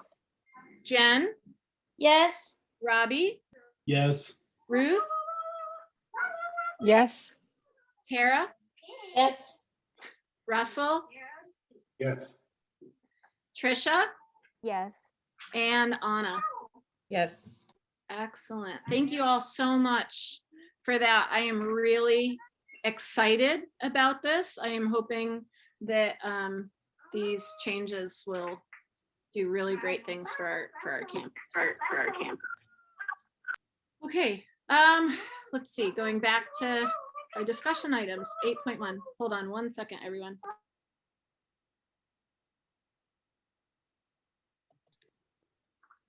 Item 8.2. Ellen O'Connor is here with us today. She's here to answer any questions. Ellen serves as the chair of the Academic Policies Committee. We often refer to this committee as the AP Committee. At the beginning of the year, they were tasked with writing a new AP to separate the emeritus faculty process from the AP that basically defines our faculty responsibilities, our professional responsibilities. It was basically, our process for giving this honor was basically buried at the end of that, almost as an afterthought. And after having so many people take the CERP this year and last year, and the encouragement to follow the procedure for getting those people emeritus status, it was realized that living at the bottom of that AP pretty much wasn't the most ideal situation. And also, it wasn't necessarily the most obvious faculty-driven process. The Senate wasn't really involved in it. So I asked the AP committee, specifically reached out to Ellen to take a look at what other colleges do and come back with a recommendation for us. So that is before us, and that is what has been attached to the agenda. So now that I've given you that background information, Ellen, is there anything else that you would like to provide before we discuss this item? Only that we were tasked with looking at this from a faculty perspective, and there are a number of campuses that have emeritus status for other types of employees as well on the campus. So something we might want to consider, but at any rate, we looked specifically at faculty. Excellent. Yes, that's very true. And that is something that we can still discuss here at the Senate table if we'd like. All right, so I'm seeing some hands up already. Cornelia.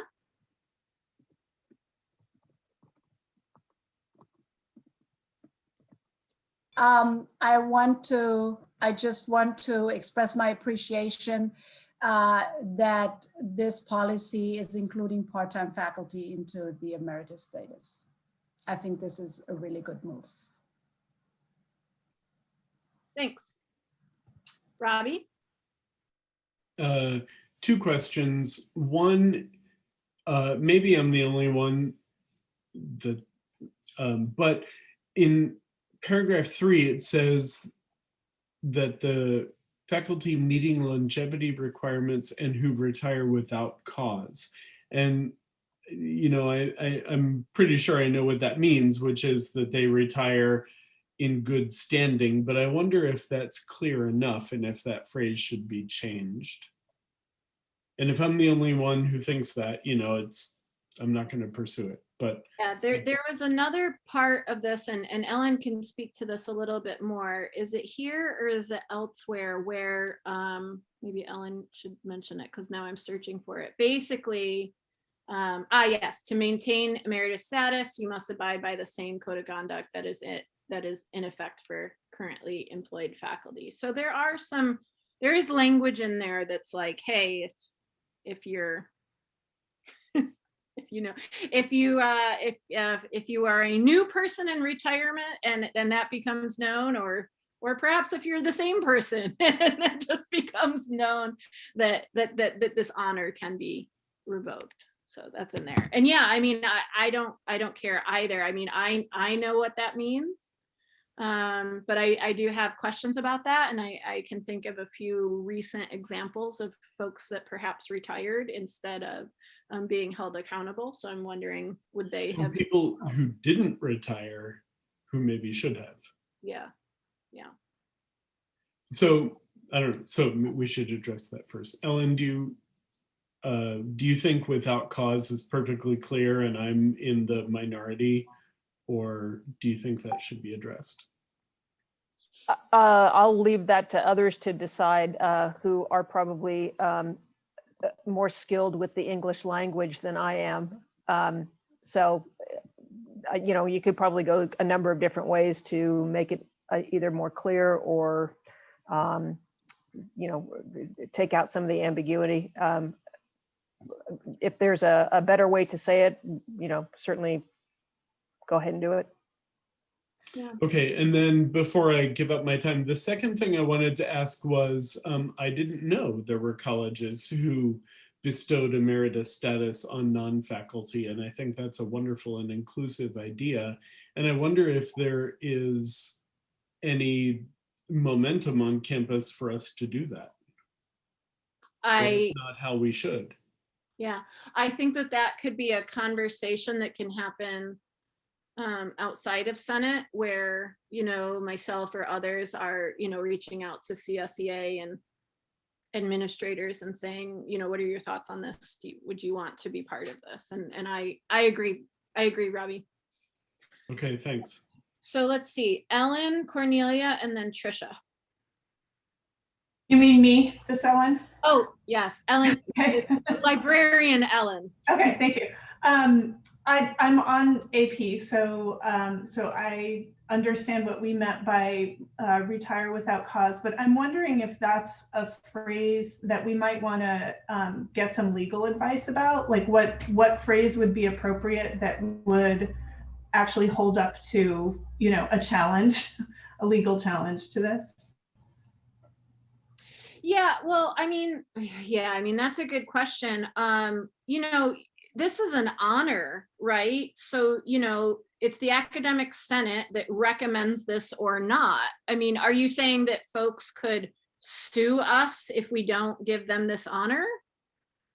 Not necessarily sue us, but I'm wondering, would someone file a grievance with the FA? Would there be, some kind of complaint, and would different language make it easier to shut that down, which is would be the intention? And I don't know, just a thought.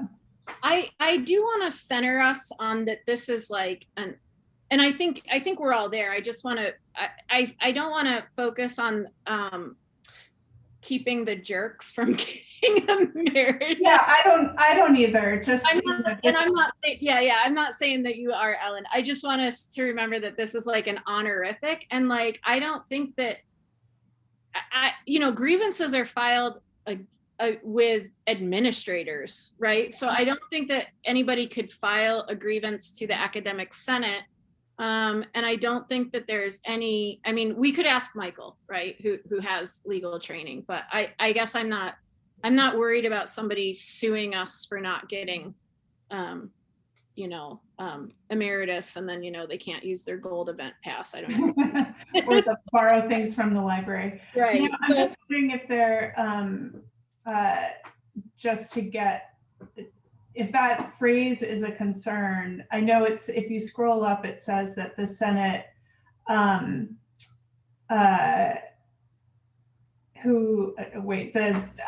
Senate may recommend any regular tenured or part-time faculty for reasons other than meeting the service terms. We could also have something, the Senate may inclined to bestow emeritus status as another option.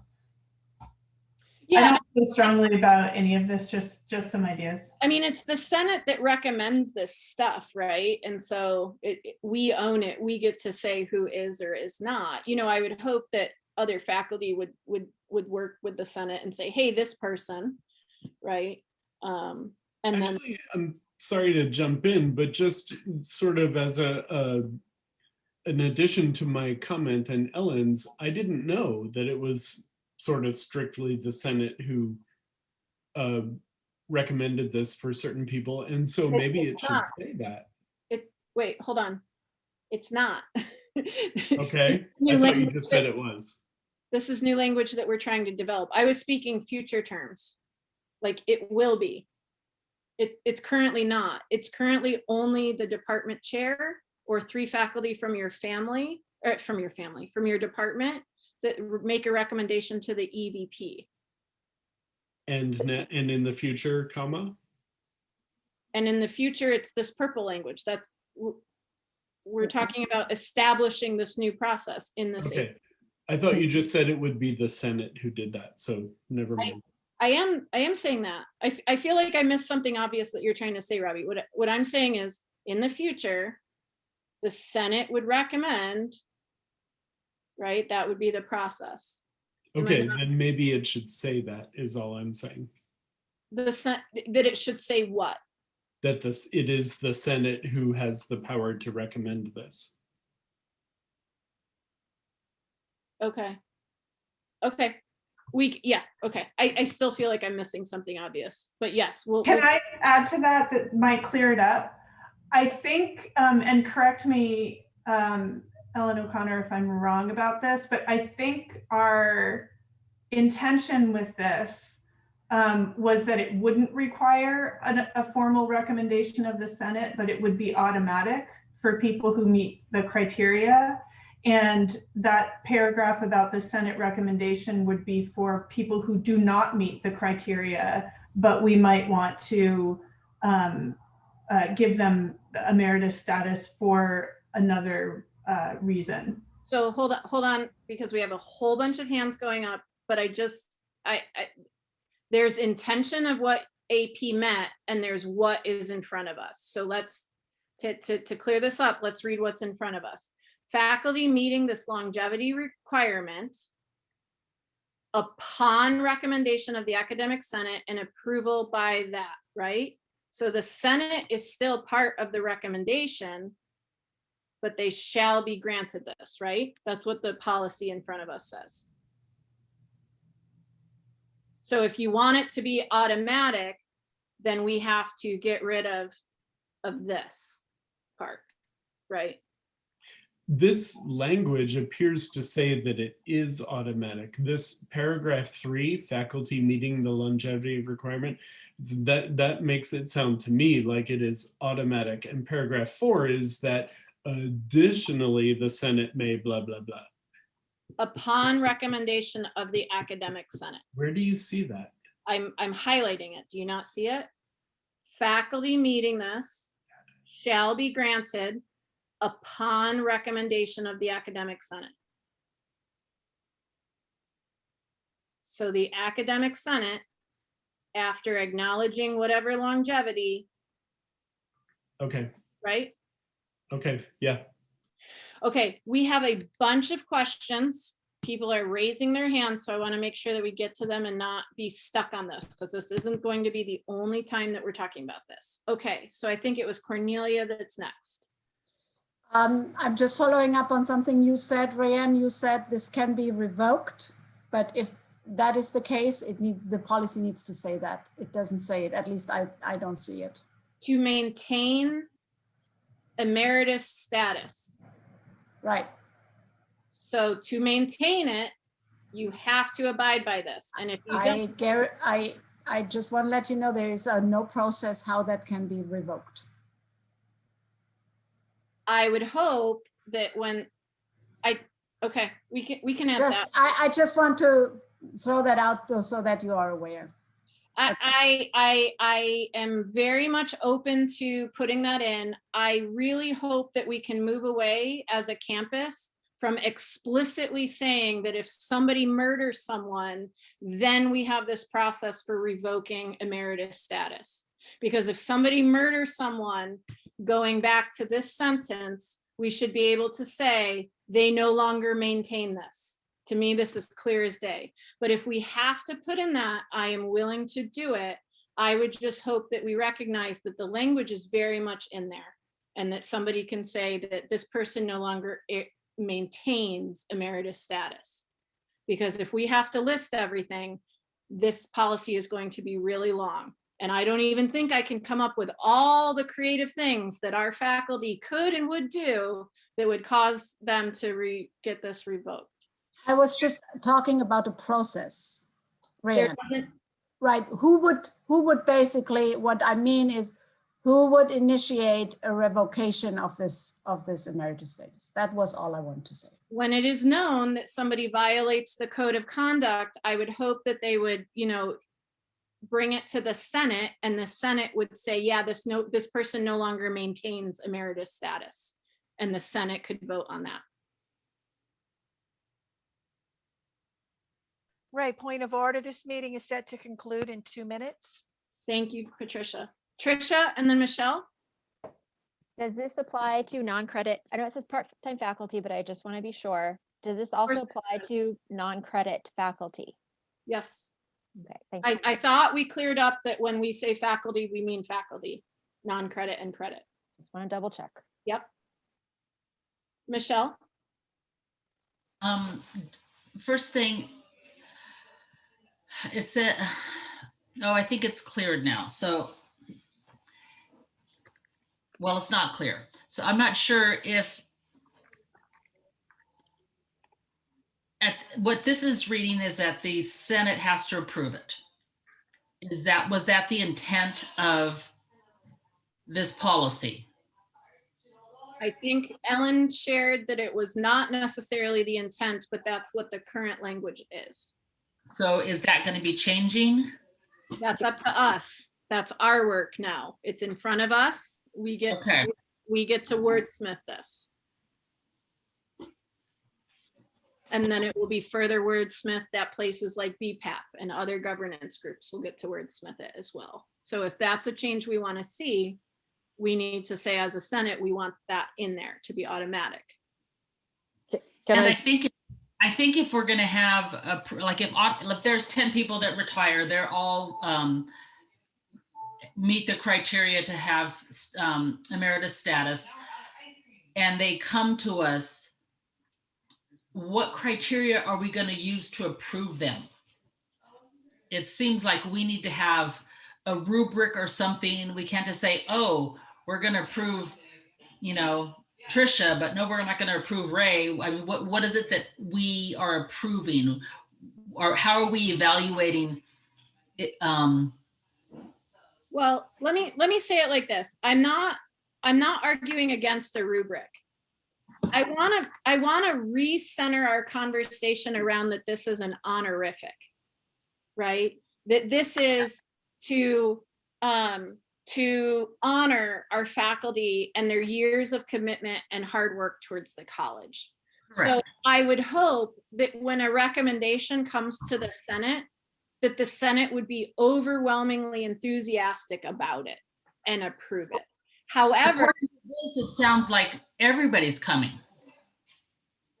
Yes, because previously only if your department chair liked you, or if you had 3 people that were willing to write a letter for you, would you get it? So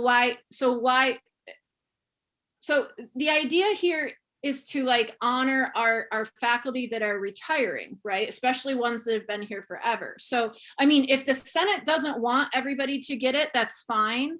I guess when I brought this to Ellen, and I think, when other people have this conversation, I think we do, I would like to see more people get this, right? Yeah. So if we want a rubric and it wants to be a stringent process, you're right, we should be more strict about it. I guess what I'm trying to say is it would be nice if it were more automatic or hey, you retired and you worked here for dozens of years, here's your access to the library and you can park on campus in the afternoons. I'm all for that too. I feel we should honor those that have worked, but it just, the way I'm reading this, it sounds like they need our approval. When would we not give approval? I would hope we wouldn't unless it's somebody who was being fired for cause or was being fired because they didn't adhere to the code of conduct. Okay. And in my opinion, that would be really obvious. Right. Okay. There's been Yeah. some cases where people retired very quickly and it was very obvious why they were retiring very quickly. And I would hope the Senate wouldn't receive a recommendation for somebody like that to get emeritus, right? I would hope that this is a celebration and always honored, right? And I don't think we should focus on the crappy times when it's not, but if people want policy that's more clear, that's fine with me. And it is 5:02, so we need to figure out what we're doing with our meeting. Ellen O'Connor, AP Chair. Just a quick clarification. So in the current policy, there is no criteria other than the recommendation by 3 people, faculty, tenured faculty, by the way, tenured faculty in your department and or department chair. So we didn't feel it was our responsibility to try to create a faculty. This is really to encourage people to stay engaged with the college. It is an honorarium. We made the decision at AP that if it was just going to be rubber stamped, then basically you don't need the academic senate and you just simply go HR to the board. And here's our list of retirees for the year and let them deal with it. So we felt it was important to have the academic senate in there because this is at this point a faculty process. So hence the Senate is involved. And the thought was that HR would be providing the Senate with a list of retiring faculty who in fact did meet the longevity criteria. Yeah.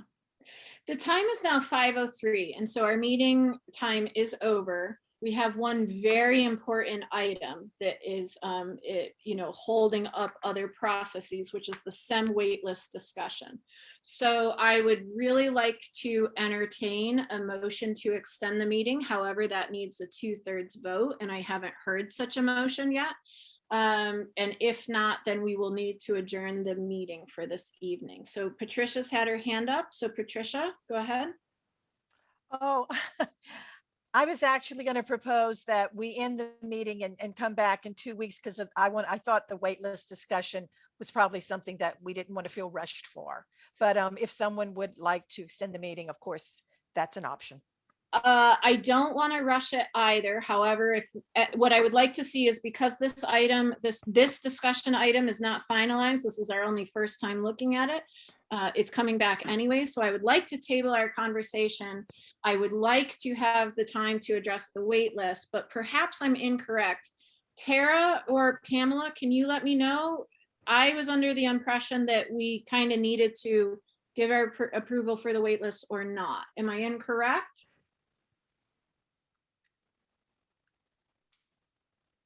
I think we were hoping to have a decision today. Pamela, do you want to weigh in? It would be really ideal if we could go ahead and work through this. So the amount of time it takes to be able to start implementing something like this is pretty substantial. You haven't called on me, Ray, but my hand is up to move to extend the meeting to 5:30.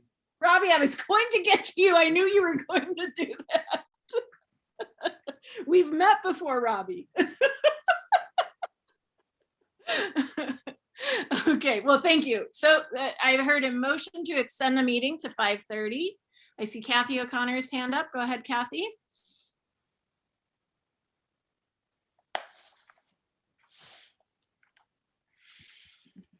Okay, maybe she's not there. So we have a motion on the table to extend the meeting until 5:30 p.m. Is there a second for that?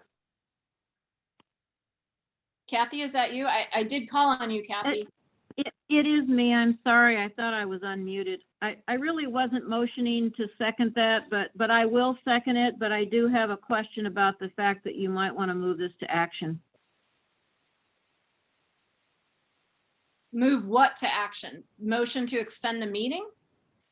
No, the whole wait list issue. That we want to move it to action? It's currently listed as a Go discussion ahead and item.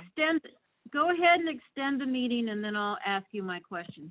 Okay, thank you, Kathy. Okay, so we have a motion to extend the meeting. We'll go through our roll call voting. So your votes are yes, no, or abstain to extend the meeting until 5:30 p.m. And I'm pulling up our member list, share screen. Okay, let's see. Cornelia. Oh, she had to go. She might be gone already. Jen, Counselor Jen. Yes. Yes. Ellen, Yes. Jenny. Yes, but I have to leave in 15 minutes. Okay.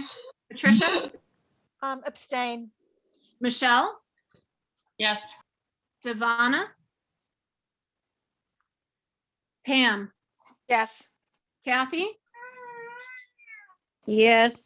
Robin, Yes. Jen, Yes. Robbie, Yes. Ruth, Yes, but you know what folks owe me.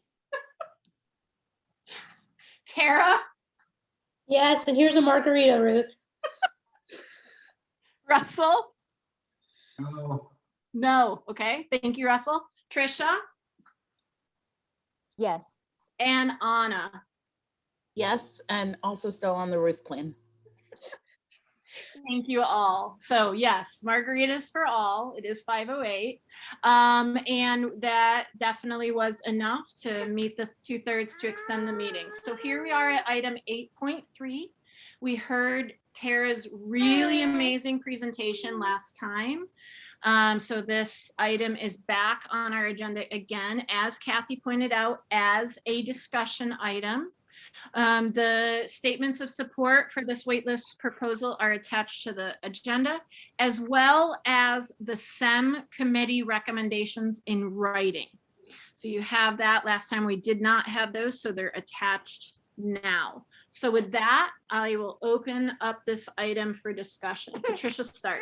Yes, my division was largely supportive of this. There were some additional ideas put out, one from our film studies department that could we automatically create a new section when there's multiple sections of an intro course, for example? Could we automatically create a new section when the wait lists were mounting?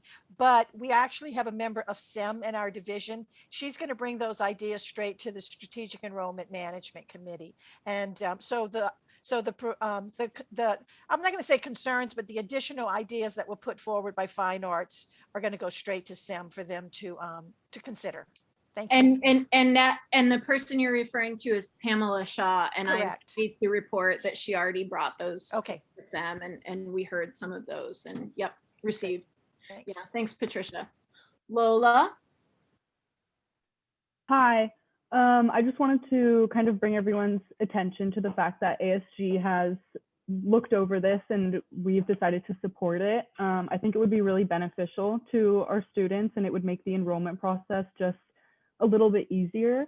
And we actually also talked about like possibly taking it a step further and somehow requiring that professors honor the wait list in the order that it is given and not, alphabetized or by who tells them the greatest story or something along those lines. Yeah, thank you so much for sharing that, Lola. Okay, other comments for discussion?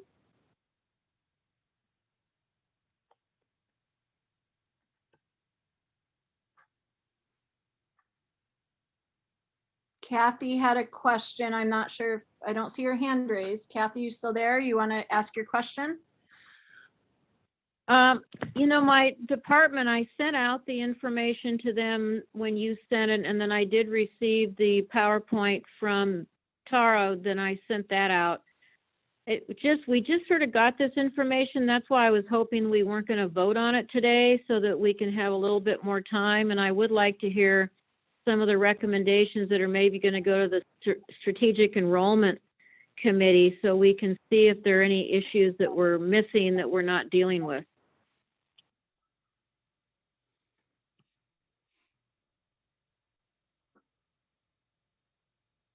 Okay. Robin and then Pam. I presented all of the information to my division, and there are two departments in my division, and ultimately the vote in my division so far is not to support the proposal. But I want to give two detailed addendums to that. One is that they do support heavily fixing the process that we have now, so that the wait list, if there is one, is automated rather than the system that's currently going on. They also spoke out heavily in favor of not dropping someone for non-payment if they are moved to being enrolled. They do not support mandatory wait lists. That may be a factor of the fact that in our department and in School of Modern Languages, our classrooms are almost exactly the same as our class cap. That is, the priority classrooms that we have a maximum capacity that in most cases is the same as our class cap. And they were concerned that students that are waitlisted in other departments are often automatically added on the first day. And they're worried that students who are on the wait list would think that they are in because of that practice, and then would come to class and find that in a full class that is already at capacity for the room, that they would not be added. They're also concerned about not having any wiggle room to add, say, students who were dropped for non-payment when they had registered very early and now have no place in the class because, again, the room is at capacity. So those were some of the concerns that were raised in our division, and there may be ways to address those. I just wanted to bring those forward as potential impediments for some departments. Thank you, Robin. Pam and then Tara. If Tara wanted to answer Robin's questions, maybe I should let her go in front of me, and then I'll just ask a quick question. Great. Thanks, Pam. Tara, I assume that's what you were going to do? Pam assumes that as well? Assume correctly. Okay, great. Go ahead, Tara. Thank you so much, Robin. I will just remind us all that the automated part of the wait list, it is only before the first day of class. And it just makes it smoother. Let's say you do have students who are saying, nope, I'm going to wait and take that another semester. Then, the wait list doesn't stop that, right? It doesn't prohibit a student from getting the class that they need straight away before having to wait until the first day of classes to see like who had a class on that side of campus that ran there first, right? And is now getting that spot. The determination of who gets spots is by almost like take a dart and throwing it at a dartboard. It is purely luck in a lot of cases. And so the waitlist is an attempt to really eliminate that sort of bias. And there's always some wiggle room at the discretion of the instructor, but obviously a waitlist doesn't make your class any larger, your classroom capacity. We all have that issue too. So I would say that the waitlist can still be a really beneficial tool for ESL. It really can, because it's really taking place before the first day of class. And, we really are looking to eliminate some of those biases that students have reported. Not every student can run to that class and be brave enough to march up to the front of the room and say, hey, I want a spot in here, right? Yeah, very true, Tara. Maybe I wasn't totally clear. And the main concerns about class cap and room capacity were raised by School of Modern Languages, not by ESL. But the concern is that if they have a class that is at cap, it is also at room capacity. And so the students that are sitting on the wait list may think that they automatically have a space on the first day, but they won't have a space. And I forgot to mention one concern that was raised, which is that students sitting on the wait list who think they may get a space in the class are usually directed by the department when there currently isn't a wait list, to open sections. And they're worried that those open sections might cancel because 4 or 5 students are sitting in wait lists in full classes rather than registering for other classes. And by the time they know they don't have a space on day one, those other sections have been canceled. These are just concerns that were raised by colleagues in our division. And I just want SEM to be aware of the kinds of concerns that might be raised. Absolutely, Robin. Thank you. And I will say, because you just reminded me, and then I'm gonna let Pamela finish my sentence for me as well, that part of our recommendations too is about providing better information for students about waitlist mean and what they do not mean, right? So that is part of the proposal too, is to really initiate some training for both students and faculty. Yeah, I'm wondering though too about uniformity of policy across campus, because some departments do automatically add the students that are on the wait list on day one and some don't. And I think that was the concern that was raised by School of Modern Languages. Well, again, I do think that once we have, like, you're right, there's so much difference across campus, and that is what we're trying to do. So once there is uniformity, counselors can better educate the students to say, this is the process. We have all bought into it. And there are still going to be some places where people over enroll, like, we have a policy in chemistry to always over enroll by 2. But that's also why, if there's uniformity, students will now know, if I'm on the wait list and I want a spot, I at least have to show up on the first day and let the teacher either dismiss me and say there's no spots or do something, right? So I do think that some of these questions that your division is bringing up in particular will go away once we get everybody on board and moving in the same direction. Pamela? I really appreciated the points that Robin raised, and actually we have talked at length about some of these concerns. So they've filtered over the last year from various departments about what would this really look like for us. And so we've tried to design an approach that we think is literally the most equitable for students. Different divisions and departments, we will want to support, if we're able to go forward with this, in more departmental approaches. So we could easily work to email the students on waitlists about other CRNs that are open that they should be considering. Once the tool's actually developed that people can use, we could use it for even better effect. We want to develop a series of video tutorials to help support students while they're working through this process. We're going to improve the kind of functionality of the way Ellucian helps people know what they can do. We're already working on some of those steps for our late start courses. And I just really want to stress what's key about this, and why asking to have everyone use waitlists is it is so much more fair. It helps students learn a process effectively that can be used all the way across his or her, their educational journey. And it takes out of it this subjectivity. I think Lola kind of even alluded to it, this idea that you have to figure out the right story to convince somebody to let you into the class. The students who benefit from systems like that are students who already have a network that talks to them about what it means to be in college life. It's students who aren't first generation, who have already learned the navigational skills to get seen and heard and accommodated. We need to make systems work more effectively for all of the students who come to us.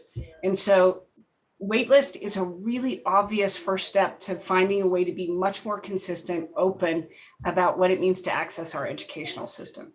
And we can build the tools in to support faculty and chairs to be able to do that in a way that doesn't feel like it harms them. And once we have a sense of who needs more space, we can actually use that to argue to create another section of a course. We can funnel students who are interested in something into another class. So this should give us more control to support faculty and concerns about under enrollment, not less, if we're doing this right. And just for the record, I agree with all those points, and I agree with implementing wait lists. I do want to point out that my colleagues in ESL did say that for low-level students who are first in family and first time in college, that just the tech barrier will be an issue. and it won't be an issue for international students. And so that concern about the equity in ESL specifically was raised. So, Then- but I think those are things that can be worked out. There's flexibility in the system. And I think those concerns about technical fluency are really important, Robin, and that's part of what we should be looking at as we move for implementation and then training and support. So I think those are really relevant points. Thank you. The time is now 5:22. Pam has a question. Pam? I actually just kind of, you started to say it. So there are a couple of things I've been hearing. One of them is, okay, we have the wait list, but we don't have a policy about how to put them in the class off the wait list, how to implement it when there are tech issues. So this is sort of like the first proposal of getting this implemented, and then there will be more work around potentially adding more direction or policy around this. Or so, for instance, I don't see in here that it says when you're adding from your wait list, add in the order that they're on there. So this is an interesting situation that Tara can also speak to. We actually have guidance on our website now that directs faculty to follow that approach. So as we move forward with this, I think that's one of the spaces we're going to want to have faculty help shape how we approach that. It seems like the most logical thing that you would move numerically through that with open seats. But maybe it hasn't been. And maybe we should have a conversation about what it means with student expectation about seeing your name on a list at number 3. What's it mean to be number 3? So there are some pieces in here where we can help support faculty by learning more about how to do this well. Some agreements and expectations I think we can norm. The technical pieces are going to be pretty standard. Once we implement this, we'll know what the technical concerns are. I was thinking more about what Robin was saying about no matter how easy we make it, people coming to a new technical space may need some additional support. So those are the things that we would probably want to build out. And we might want to be thinking about that in a bilingual context and how we can make that a little easier to make that work. So the technical pieces, once we implement, the tech will be what the tech is, and we'll have to help people use the tech. Tara, thoughts, anything I missed on that piece? No, I don't think so. Yeah. I mean, we do have it in our best practices that instructors should use the wait list when determining the order. And that is kind of plucked right off of our website. Yeah, it seems that we already wrote that somewhere along the line. So maybe we could just use it. But the problem is like, and I'm sure Jenny's going to echo this right now, is that's not what students are experiencing. No, I think Counselor Hamilton, Counselor Garcia both probably know that it's all over the place, right? And I would argue it's in part all over the place because the wait lists are all over the place. Yes, yeah. I mean, that's one of the reasons why we really are pushing for this idea of universal wait list. Jenny. There's something about the consistency. Jenny? Sorry, Jenny?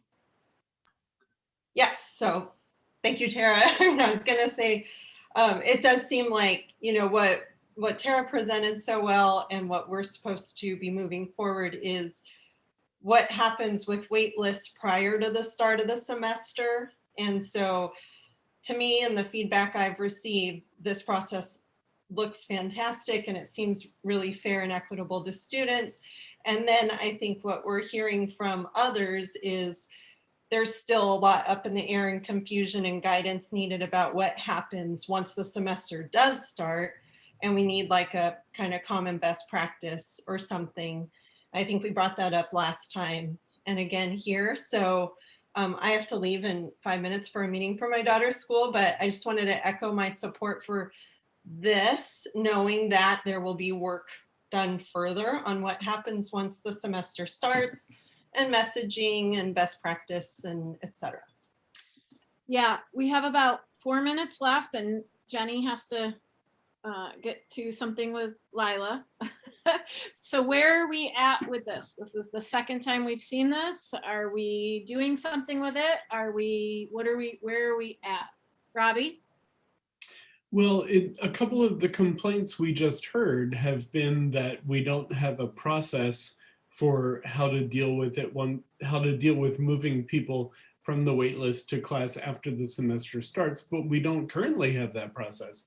So the fact that this thing ought not to be shot down because it doesn't solve every problem when it solves half of our problems. So I'd actually like to move to formally approve this. I'll second that. Okay, so Robbie has made a motion to move it to, well, okay, point of order, but Patricia and I are thinking the same. Robbie, we have to move it to action. It's currently in discussion. We move it to action, and then we need a motion to approve it. Sound good? Right, So and move it to action. Patricia is muted, but she keeps talking at us with her finger up. If Jenny needs to leave, she can assign her proxy vote to someone quickly. And that way we don't lose her vote. Oh, good call. Okay, coolness. Yes, and that I was trying to hint at that, but if I have to be explicit, I would love to give someone my proxy to vote yes. Can you please identify that person? May I suggest Robbie? No, I already have a vote. May I suggest somebody Ooh, who how about doesn't me? have a vote like Ray? No, it has to be a senator. Okay. Sorry, Jamie. Jamie wanted to vote. Sorry, Jamie. Jen? I can't vote either. Jenny, I'll take your vote. Thank you, Pam. Ray, another point of order, we could probably also move this to action by acclamation, which means you don't have to go down the roll call. Oh, okay. I don't know how to do that. Unless I hear otherwise, this thing will be moved to action. Perfect. Okay, Robbie. Okay, now I move to approve it. Okay, so there's a motion on the table to approve it. Counselor Jen, would you still like to second it? Yes, I would like to second that, please. Excellent. Is there any last discussion for the group? Patricia, your hand is raised. Is it raised from earlier? I don't think we discussed this. Okay. So with that in mind, we will now do our roll call vote. Let's see. Yes, no, or abstentions. Cornelia, I think she left. Counselor Jen. Yes. Ellen. Yes. Jenny. Yes, and I'm leaving. Bye, Jenny. Patricia. Yes. Michelle. Yes. Devana. I'm not sure if she snuck back in. Nope. Okay. Pam. Yes. Kathy. No. Robin. At direction of my division, no. Jenny. No. God, why do I always do that? Jen. Yes. Freudian slip. Do the thing that she doesn't like you doing. Robbie. Yes. Ruth. Yes. Tara. Yes. Russell.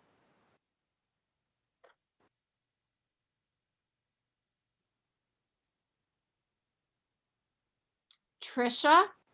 Abstain. Abstain. Okay, Yeah. just want to make sure I heard you. Abstain. And Anna. Yes. Patricia, did we get the votes? We sure did. Patricia, you're muted. There's so much stuff going on in my house, guys. We just needed a majority vote. Yeah, we got it. Okay. Excellent. We got it. I just want to say yay to Tara, yay to SEM faculty, yay to the students that will benefit from this, especially yay to faculty that will become better informed about our processes. And unless I hear otherwise, we are now at 5:30 p.m. and I am so excited to say that we are done with this academic meeting. Thanks so much. Kathy, what's up? Thank you. What's up, Kathy? I thought we just moved it to action. We moved it to action by acclamation. And then they voted. And then we voted. Oh, Christ. Okay. Okay. Good night, everyone. Bye.